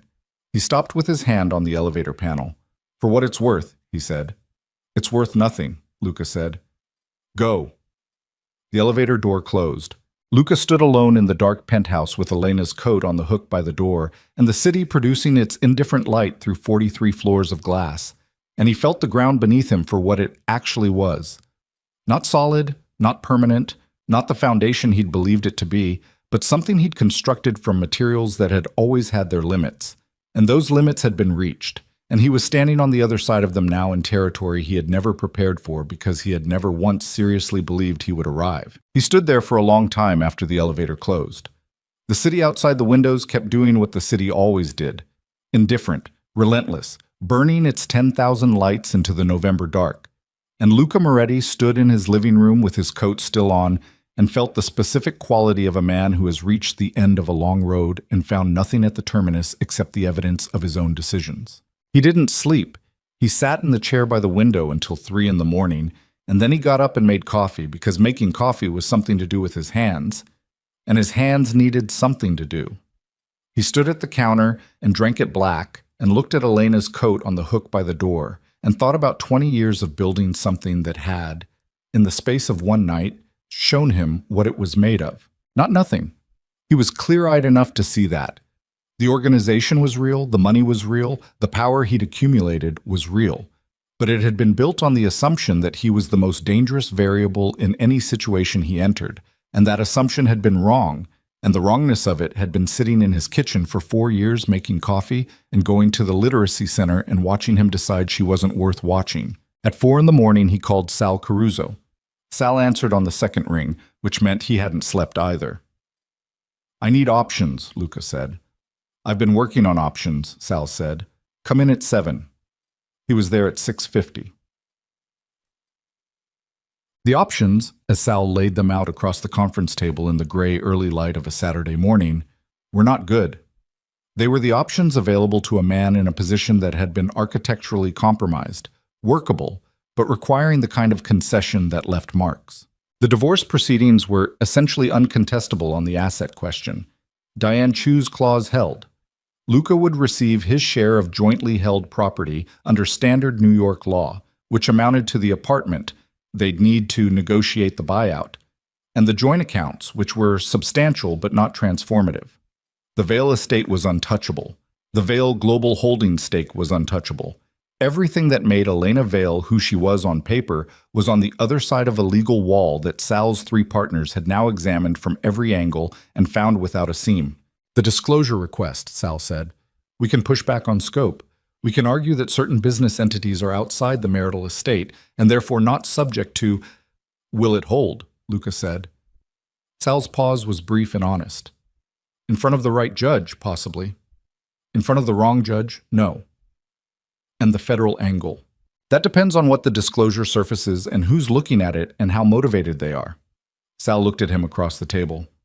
"Luca, I have to ask you directly. Is there anything in the business accounts that a motivated examiner would find actionable? The question sat in the room between them.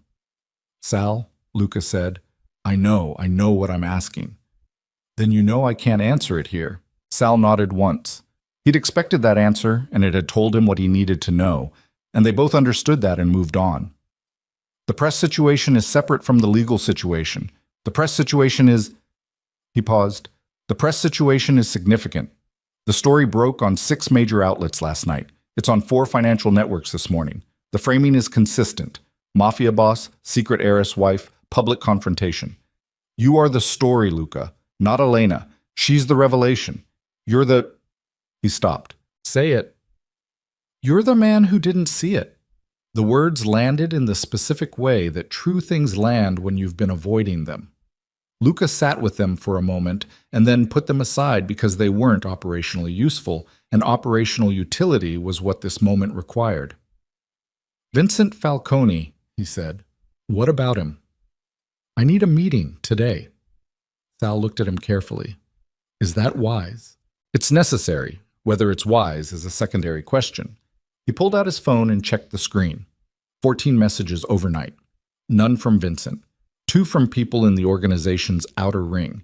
Carefully worded texts that conveyed their awareness of the situation without committing to any particular loyalty. The kind of communication that told you where a person actually stood more clearly than anything they could have said directly. Set it up. Noon. Neutral ground. But they... The meeting with Vincent Falcone happened at a restaurant in Midtown that both men had used for years for conversations that required privacy and plausible normalcy. It was the kind of place where the tables were far enough apart to prevent easy eavesdropping, and where the staff understood that some conversations were not their business, and it operated on the mutual understanding that the men who used it for this purpose were the reason it remained profitable. Vincent was already seated when Luca arrived. He was drinking water and reading something on his phone with the focused calm of a man who has had the night to prepare for this meeting and has done so. He looked up when Luca sat down, and his face was the face he used in negotiations. Open enough to communicate engagement, closed enough to communicate nothing about his position. Luca, he said. Vincent. Luca settled into the chair and didn't open the menu because they weren't here for food, and pretending otherwise would be a waste of time. Danny told me about Tuesday. I figured he would. Vincent set his phone face down on the table. I want you to know I didn't ask him to keep it from you. He chose to. He chose to. Vincent held his gaze steadily, which tells you something about how people are reading the situation. When your closest people start making independent calculations, it means the perception of your position has changed. My position hasn't changed. Your exposure has, which, in this business, is the same thing. Vincent picked up his water glass and held it. Last night was a problem, Luca. The press coverage this morning is a larger problem. The financial disclosure filing is the problem behind the problem. He set the glass down. People who have been comfortable operating in proximity to you are now doing arithmetic about what comfortable means going forward, including you, including me. Yes, the honesty of it was, in its way, more destabilizing than anger would have been. Luca had known Vincent for 16 years. They'd built things together and protected things together and buried things together in the figurative sense that men in their business buried things. And Vincent had always been straight with him, even when straight was uncomfortable, which was part of why Luca had trusted him. The trust was still there. That was the problem. The trust was still there, and Vincent was using it to tell him something he didn't want to hear with the particular frankness of a man who isn't trying to wound you. The restructuring conversation, Luca said. It was preliminary, nothing decided. But the direction was decided. Vincent was quiet for a moment. A waiter passed at a distance and neither of them moved. The direction of the conversation was toward creating some structural separation between your personal exposure and the organization's exposure, temporarily, while the legal situation resolves. He paused. That's not the same as removing you. It's exactly the same as removing me, and you know it. Luca's voice stayed level. He kept it level with the specific effort of a man who has learned that controlled anger is more dangerous than expressed anger. If I step back, the separation becomes permanent. The organization finds its equilibrium without me, And the equilibrium doesn't include me. That's not temporary. That's Succession wearing a temporary costume. Vincent said nothing, which was the second confirmation of the morning. I'm not stepping back, Luca said. Then you need to manage the exposure, Vincent said. The federal question? I'm managing it. You need to manage it faster than the disclosure timeline. Vincent leaned forward slightly. Luca, I'm telling you this as someone who has known you for 16 years and wants to see you on the other side of this. The divorce is one thing, the disclosure is another. If the disclosure produces the kind of examination that produces the kind of result that... He stopped, chose his words with the care of a man speaking near invisible lines. You need it to not produce that result, by any means available to you. The sentence had a weight that went beyond its literal content. Luca heard what was underneath it. He sat with it for a moment and felt the shape of what Vincent was actually asking. Not explicitly, never explicitly, because men in their position had learned the grammar of implication over decades. And he felt the full terrible landscape of his options as of this moment, Saturday morning, less than 12 hours after the worst night of his professional life. I understand, he said. Vincent nodded. Once. Good. He picked up the menu he also wasn't going to use and set it back down, a gesture of finality. The organization will hold while you manage this. I want to be clear about that. We're not moving against you. We're asking you to move with us. There's a difference, Luca said. There is. Vincent met his eyes. I need you to see it. Luca sat in that for a moment, in the particular quality of it. 16 years, a restaurant table, a conversation that had the surface texture of a business discussion and the interior structure of an ultimatum. He looked at Vincent Falcone and understood that this was the last version of this man who would ever speak to him as an equal, and that what came after this conversation depended entirely on what he did in the next 72 hours.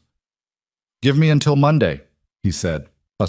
He left the restaurant at 1:15 and stood on the sidewalk in the cold and called Marcus Chen.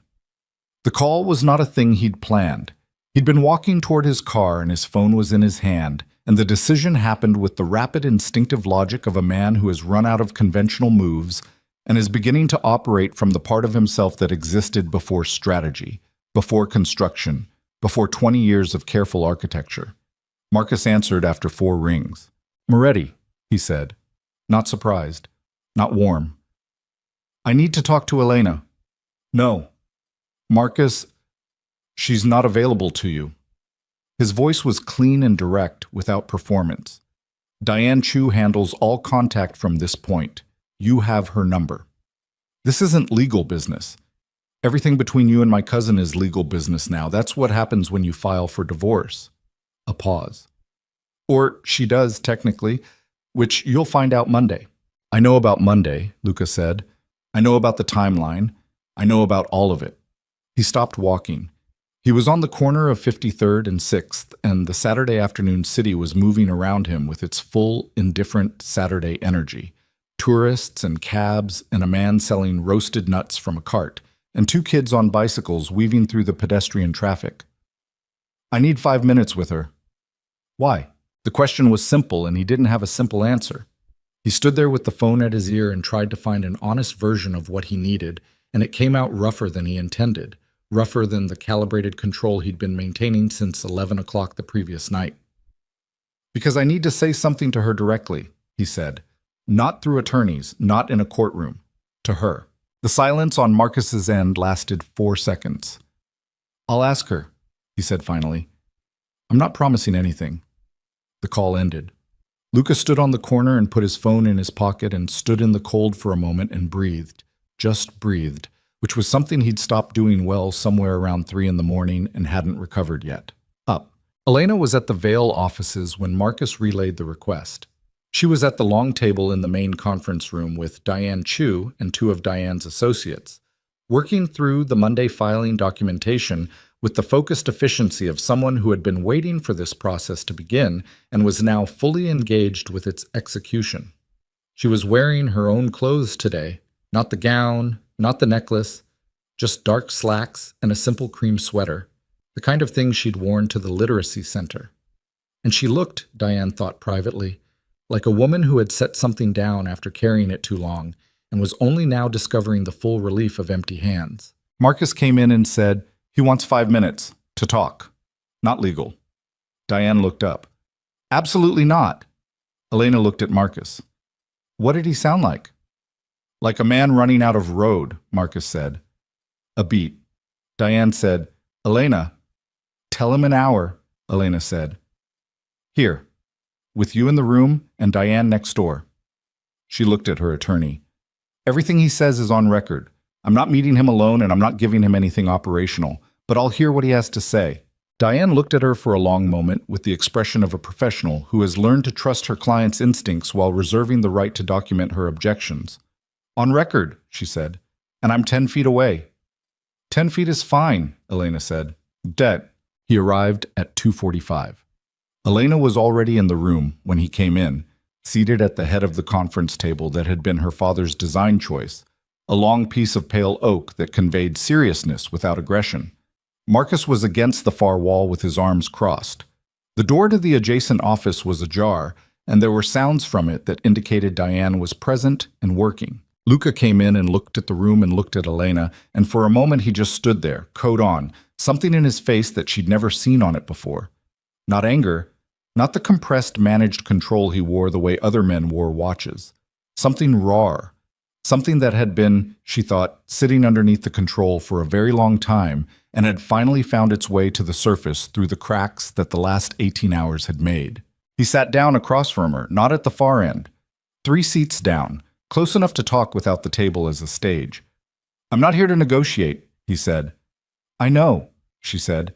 "I'm not here to ask you to change anything. The filing, the clause, the—" He stopped, ran a hand across his jaw, a gesture she recognized as involuntary, one of his few involuntary physical expressions.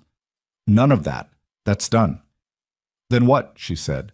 He looked at her, and the light in the conference room was the flat, neutral light of a professional space that didn't accommodate sentiment, and in that light Luca Moretti looked, for the first time in the 4 years she'd known him, his age. "I need to understand something," he said. She waited. "The 4 years, living the way you lived, the library, the center, the—" He paused. "Was any of it real?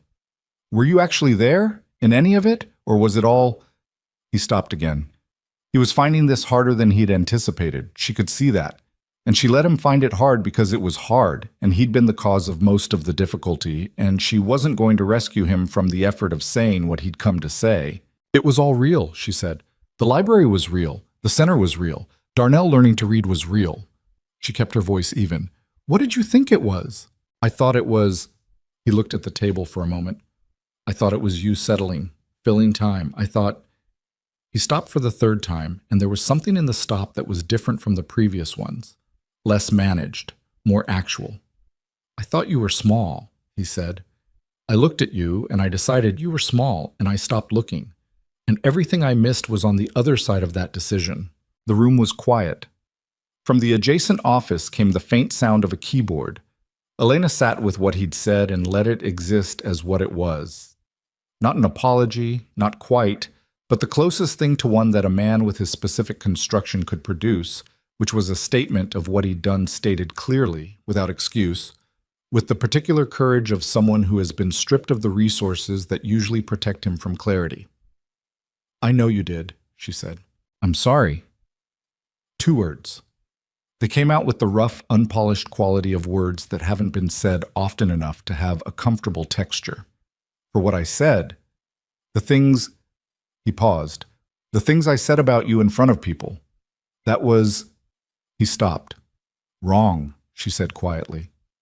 "Wrong," he said. "Yes." The silence that followed was different from the silences that had preceded it. It had a different weight. Not resolution. She wasn't naive enough to call it that, and neither was he. But something honest, a piece of true exchange in a relationship that had been starved of it. Then Marcus said from the wall, "There's something else. That's not why you're here." Luca looked at Marcus. Marcus looked back with the unimpressed directness of a man who has been protecting his cousin for 4 years and has no intention of stopping. "The federal exposure," Marcus said. "You're here because it frightens you. The disclosure frightens you. And you're hoping that if you come here and say the right things, Elena will—" "What?" Slow the filing, modify the scope, give you room to... Marcus, Elena said. I'm saying what Diane would say, Marcus said. And Diane is right. Luca looked at Elena. Something crossed his face. Not the denial she'd expected, not the manufactured indignation of a man falsely accused. He looked at her and said nothing, which told her that Marcus was not entirely wrong, and he knew it. She felt it then. Not anger. Something quieter and heavier. The understanding that even this, the raw, undefended thing he'd just offered, the closest thing to honesty he'd brought to this table, was not entirely separate from what he needed from her. That even now, at the stripped-down bottom of everything, the line between what was real in him and what was operational was not clean. She sat with that for a moment. Let it fully arrive. I can't help you with the disclosure, she said. I won't. Elena, the filing goes Monday. The scope is what Diane determined it should be. I'm not going to modify that. She held his gaze. But I want you to hear something. He waited. What you said about the library, about Darnell, about the things being real. She kept her voice level, but let something into it that she'd been keeping out of it for 2 years, the actual weight of the actual thing. I needed you to see that. For 4 years, I needed you to see that those things had value, not because of what they meant for your image or your social position or your... She stopped, breathed. Because they were real. Because the people there were real. Because Darnell learned to read at 54 years old in a room where nobody was going to give him anything for it except the thing itself. She paused. You could have seen that. You chose not to. He looked at her, and his face had the quality of a man receiving something he'd needed for a long time, that had arrived too late to be useful in the way it should have been useful, and the tragedy of the timing was in both their faces simultaneously. I know, he said. I know that now. She nodded once, slowly. I believe you, she said. And she did. That was the part she hadn't expected. That she would sit across from Luca Moretti at 2:50 on a Saturday afternoon in her father's conference room, and mean it when she said it. She believed he saw it now. She believed the night had broken something open in him that the years of her quiet presence had never managed to crack. She believed all of it. It didn't change what came next. Understanding arrived too late was still arrived too late. The filing would go Monday. The clause would hold. The life she was building would go on being built, with or without his comprehension of what he'd wasted. But she believed him. He stood to go. He was at the door when she said his name. Luca. He turned. The Tuesday meeting. Vincent and the others. She held his gaze. You need to know that what's happening to your organization right now is not something I engineered. I didn't contact Vincent. I didn't approach your people. Whatever's moving there is moving because of what you built and what you did. Not because of me. He looked at her for a long moment. I know that, he said. I'm saying it anyway. He nodded. Once. He opened the door and went out, and Marcus moved to the window, and they watched the car pull away from the building on Park Avenue.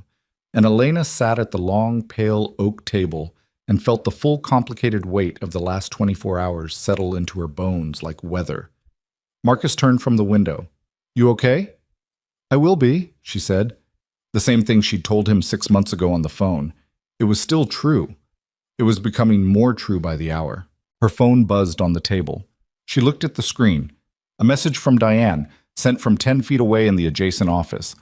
Monday is still Monday. She typed back, I know. Monday is still Monday. She set the phone down and looked at the city through the conference room window.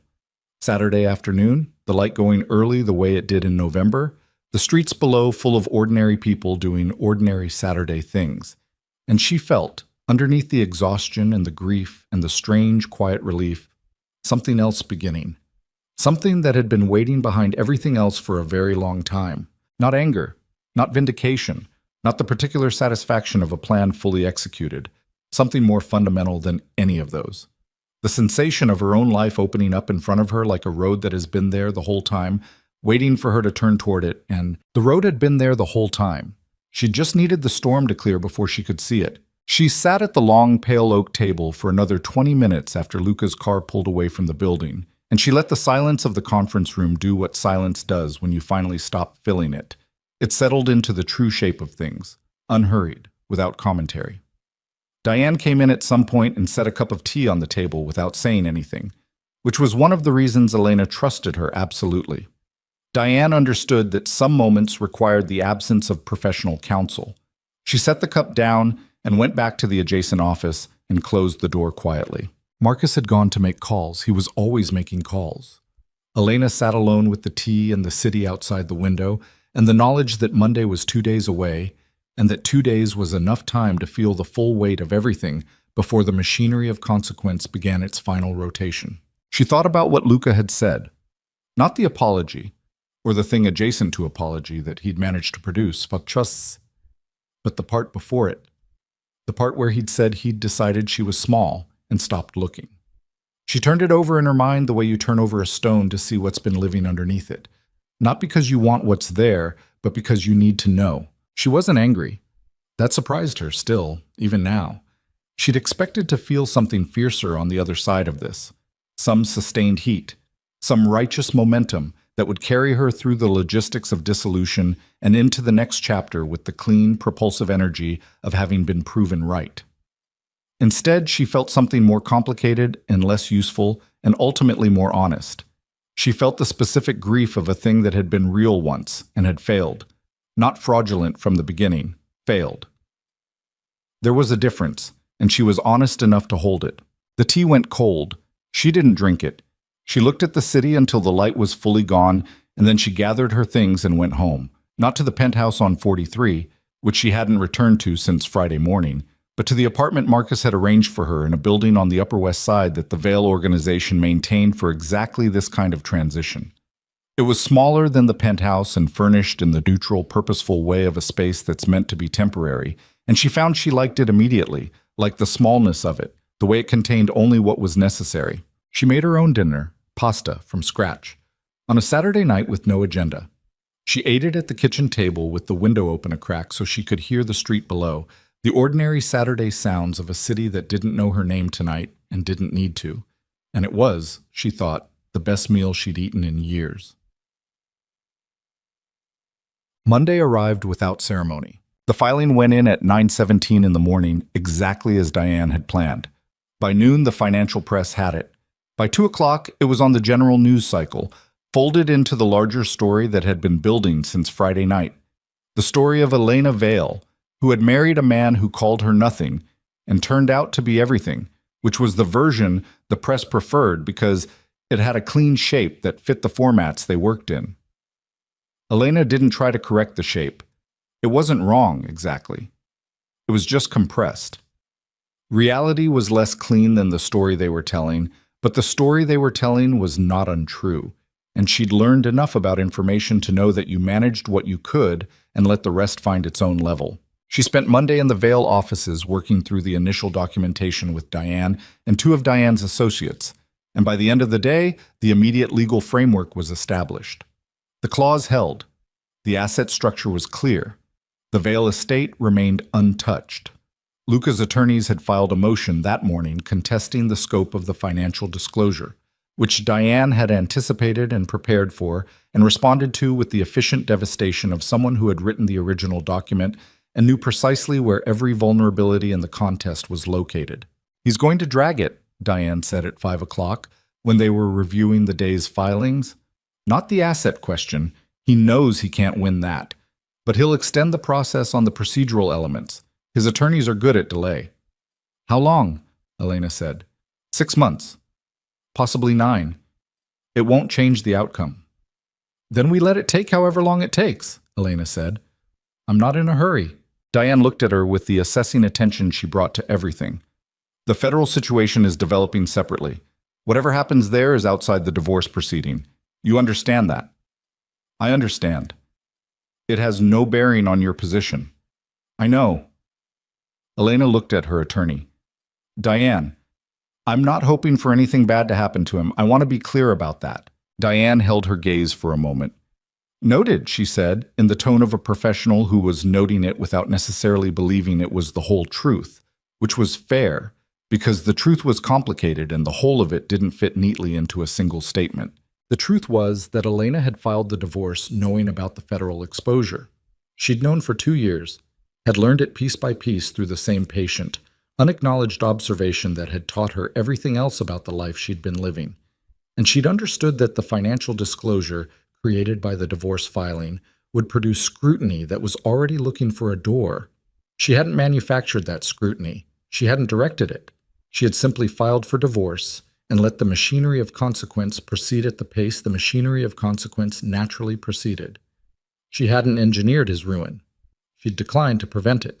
Whether that distinction mattered was a question she'd been living with for 6 months and intended to keep living with, because it was the kind of question that deserved sustained attention rather than a comfortable resolution. The federal inquiry became public 3 weeks later. It was a preliminary investigation, which in the grammar of these situations meant it was formal but not yet terminal, and the specific nature of it had to do with financial structures that connected the Moretti organization to legitimate business entities in ways that had been carefully constructed to resist exactly this kind of examination. The examinations had gotten better. The resistance, it turned out, had limits. Elena read about it on a Tuesday morning over coffee, in the same kitchen in the Upper West Side apartment, with the same window open. She read it the way she read most news, fully, without allowing herself the shortcuts of skim and assumption. And when she was done, she set her phone face down on the table and sat with the knowledge of it for a while. She didn't feel triumphant. She'd prepared herself for triumph as a possible response, and it didn't arrive. What arrived was something quieter and more ambiguous, a sadness that lived alongside the relief. The way two incompatible things can occupy the same space in a person if the person is large enough to hold them both without forcing a resolution. She called Marcus. "I saw," he said when he picked up. "How is he?" she said. A brief silence. "You don't have to—" "I'm asking," she said. "I'm not asking for sympathy, and I'm not asking because I want to intervene. I'm asking because he was my husband for 4 years, and I'm allowed to ask how he is." Marcus was quiet for a moment. "Sal Caruso's managing it. The investigation is preliminary. It's not arrest level. Not yet. Maybe not ever, depending on what they find." He paused. "He's operational. He's dealing with it." "Vincent," she said. "Vincent moved 2 weeks ago. The restructuring is done." Another pause. "Luca's out of the primary position. He still has his business interests, the legitimate ones. The organization it's not his anymore. Not in the way it was." She sat with that. "He saw it coming." "He did," Marcus said. "He knew from Saturday. He just couldn't stop it." She nodded to herself. She thought about the restaurant meeting she'd heard about, not from Marcus, who didn't know she knew, but from Diane, who had sources she didn't explain and Elena had learned not to ask about. She thought about Luca sitting across from Vincent Falcone at a table they'd used for 16 years and understanding in real time the shape of what he'd built and what it had decided it didn't need anymore. 20 years. And at the end of it, the thing you built looks at you and makes a calculation. "Okay," she said. "Thank you." "Elena," Marcus said, "are you okay?" "I'm sad," she said, which was true. "And I'm okay. Both." He understood that. He let it stand without requiring her to pick one. The penthouse sold in February. It sold quickly because Manhattan penthouses at that price point sold quickly to the right buyers, and the right buyer appeared with minimal delay. A tech executive from San Francisco relocating for reasons that had nothing to do with Elena or Luca or any part of the story that had been living inside those walls. The proceeds were divided according to the law, cleanly, without the additional contest that Elena had half expected. Luca's attorneys signed off without a fight on the apartment, which told her something about where his attention and resources were currently focused, and she didn't read it as concession so much as prioritization. She hadn't gone back. She'd had Marcus arrange for her things to be collected while Luca was at a meeting, organized by someone in his office, who communicated with Marcus's assistant with the careful neutrality of two people managing the logistics of an ending neither of them caused. Her books. The green coat. A small collection of objects that had been hers before the marriage and remained hers after it. She hadn't wanted any of the furniture, any of the art, any of the deliberate expensive choices Luca had made to construct a certain image in a certain space. She wanted her coat and her books and the specific coffee mug she'd bought at a street market in Brooklyn 18 months into the marriage, On a Sunday morning when she'd gone alone and spent 3 hours walking the stalls and felt, briefly, like herself. She kept the mug on the windowsill in the Upper West Side apartment where she could see it when she made her morning coffee. Vail Global Holdings announced Elena's appointment to the board in March. It was a formal announcement, the kind that came with a press release and professional photographs, and the particular language of corporate communication that manages to be simultaneously informative and empty of genuine content, but the fact it conveyed was real. Magnus Vail's daughter had come home, and she had brought with her 4 years of living outside the name, outside the number, outside the insulation that $90 billion provides. And she had opinions about what the company should do with its position that hadn't previously been represented in the boardroom. Magnus had flown from Singapore for the announcement. He was 81 and moving more slowly than he had the last time she'd seen him in person, but his eyes were the same. The quality of attention in them, the particular density of it, the way he looked at you like he was reading something you hadn't said yet. He'd embraced her in the hallway outside the boardroom before the announcement and held on longer than he usually held on, which was its own kind of communication. "You look like your mother," he said. He said it every time he saw her, and meant it every time, and every time it landed somewhere specific. "You always say that," she said into his shoulder. "It's always true," he said. The boardroom was full of people she mostly knew, executives she'd grown up watching operate, advisors who'd been part of the Vail structure since before she was born, 2 new faces who'd joined in the years of her absence, and who looked at her with the recalibrated attention of people encountering something they'd formed assumptions about and were now revising. She sat at the table and listened to the formal remarks and felt, for the first time in a long time, that the chair she was sitting in was the right shape, not comfortable, exactly. Right. After the announcement, after the photographs, after the professional small talk that was the required grammar of these occasions, she walked out of the Vail offices on Park Avenue and stood on the sidewalk in the March cold and let the city be around her for a minute without moving through it. She'd stood on this sidewalk 1,000 times. It looked the same and felt different, the way places feel different when you've changed enough to bring new eyes to them. A woman walked past with a child on her hip, talking on her phone, managing 3 things simultaneously with the absent expertise of someone for whom that particular balance had become second nature. A delivery cyclist cut through the intersection with practiced impatience. A man in a doorway was reading something on his phone with total absorption, the street noise apparent to him and irrelevant, ordinary. The city doing its ordinary things, the machine of it running on human energy and human necessity and the particular human stubbornness that refused to stop moving even when movement was hard. She'd loved this city before she'd understood what it would cost her. She still loved it. That felt important, that the cost hadn't changed what she'd felt before the cost. It had changed other things. It had changed her understanding of her own capacity for endurance and her understanding of how loneliness operates when it lives inside proximity to another person, and her understanding of what she owed herself in terms of witness, the specific obligation to see clearly what was happening to you while it was happening to you rather than afterward when the opportunity for response had passed. She'd failed that obligation for a while.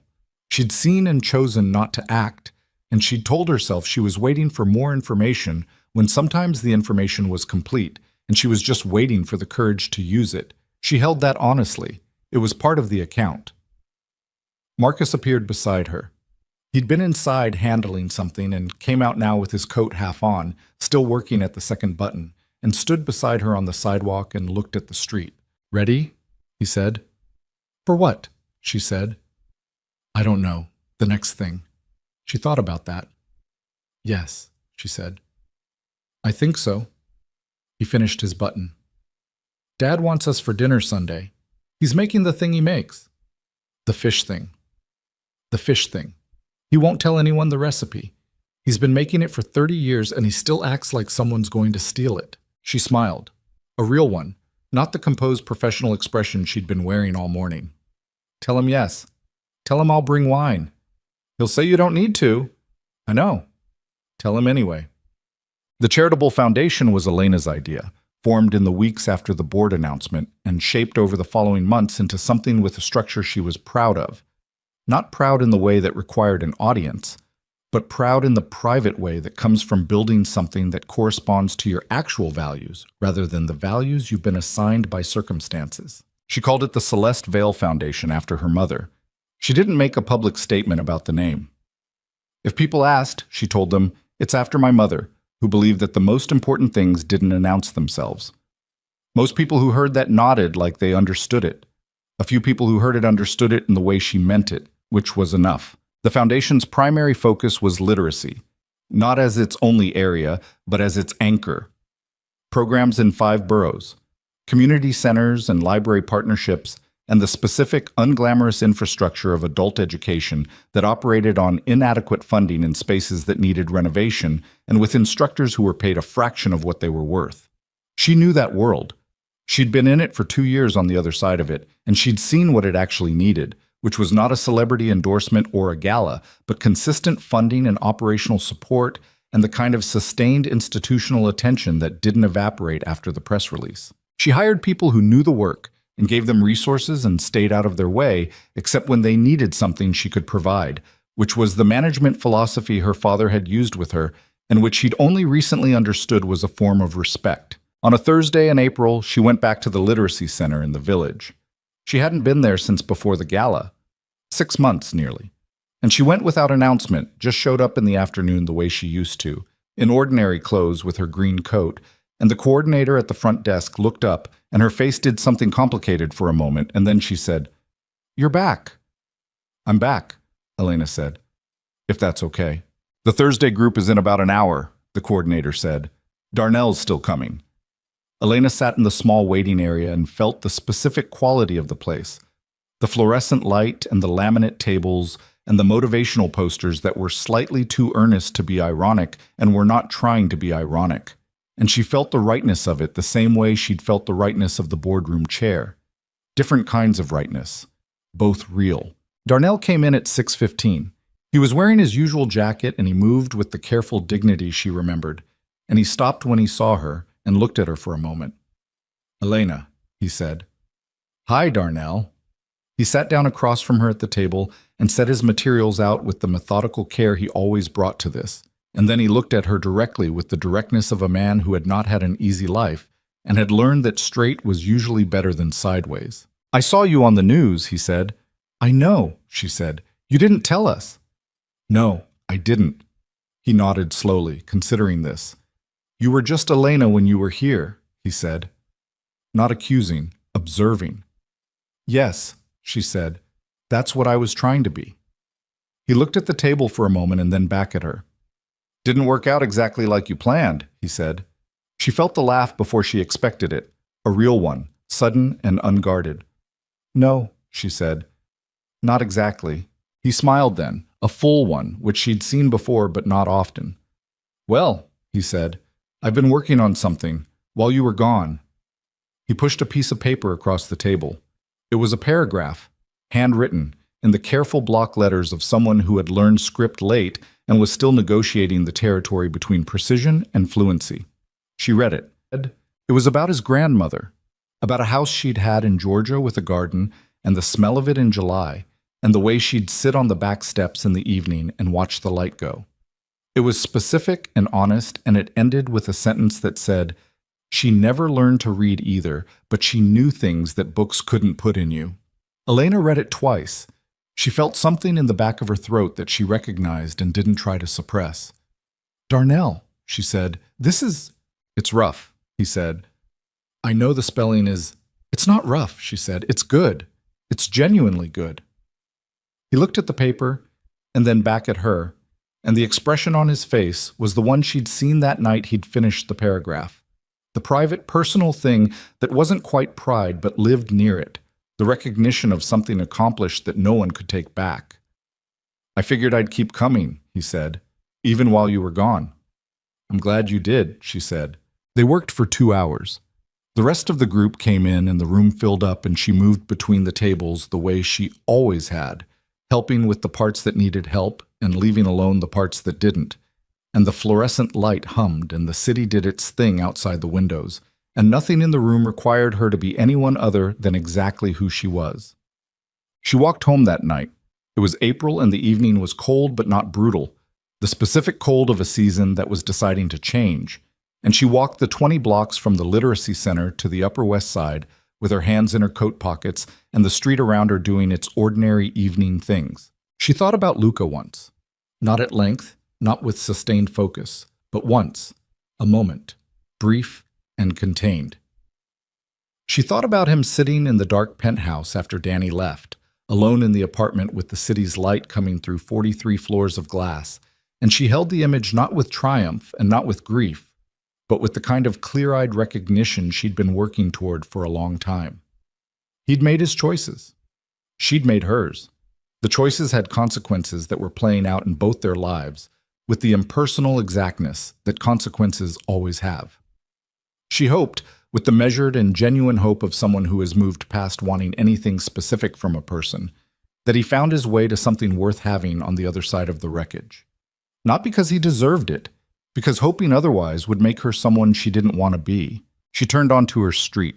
The building was ahead, its windows lit from inside in the irregular pattern of an occupied space where different people were home at different times, living their different lives in their separate rectangles of light. She stopped in front of it for a moment and looked up. She'd been living here for 5 months. She was going to live here for a while longer, and then she was going to find a place that was hers in the permanent way. Bought, not maintained by the company, not transitional, a place that corresponded to the life she was actually building rather than the life she'd been waiting to start. She'd been looking at neighborhoods. She liked this one. She liked Brooklyn. She liked the idea of a garden, which she'd never had, which her mother had loved. There was time. For the first time in a long time there was time, and it was hers, and she understood what to do with it. She went inside. She made tea. She sat at the kitchen table with the window open a crack and the sounds of the city coming through it, and she opened the folder Marcus had sent her about the Foundation's new Brooklyn program. 3 community centers, 2 library partnerships, funding secured for 18 months, staff being hired now. She read through the materials with the focused attention she brought to things that mattered, making notes in the margin in the handwriting that her father said looked like her mother's. The city breathed outside. The tea went warm and then cooler. Somewhere on the street below, someone was laughing. A real laugh. The sudden kind. The kind that happens when something is genuinely funny at an unexpected moment. She listened to it until it faded. Then she turned the page and kept reading. That was the whole of it, in the end. Not a single dramatic reversal, not a trial or a courtroom scene, or a moment where justice announced itself with the satisfying clarity of a verdict. Just the slow, unglamorous accumulation of choices made after the storm. The board meetings and the foundation work, and the Thursday evenings at the literacy center, and the calls with her father on Sunday, and the apartment she was going to buy with a garden, and the life she was assembling piece by piece from materials she'd chosen herself. Real power, she had come to understand, was not the power that cleared the room when you entered it. It was the power that remained when the room was empty. The capacity to build something worth building with the time you actually had, without requiring anyone to watch, without needing the watching to make it real. She'd known that, in the abstract for a long time. She knew it differently now. In the body, in the bone, in the specific weight of a coffee mug on a windowsill, and a paragraph about a grandmother's garden, and a city that kept going, and a life that was, finally and fully and without apology, her own.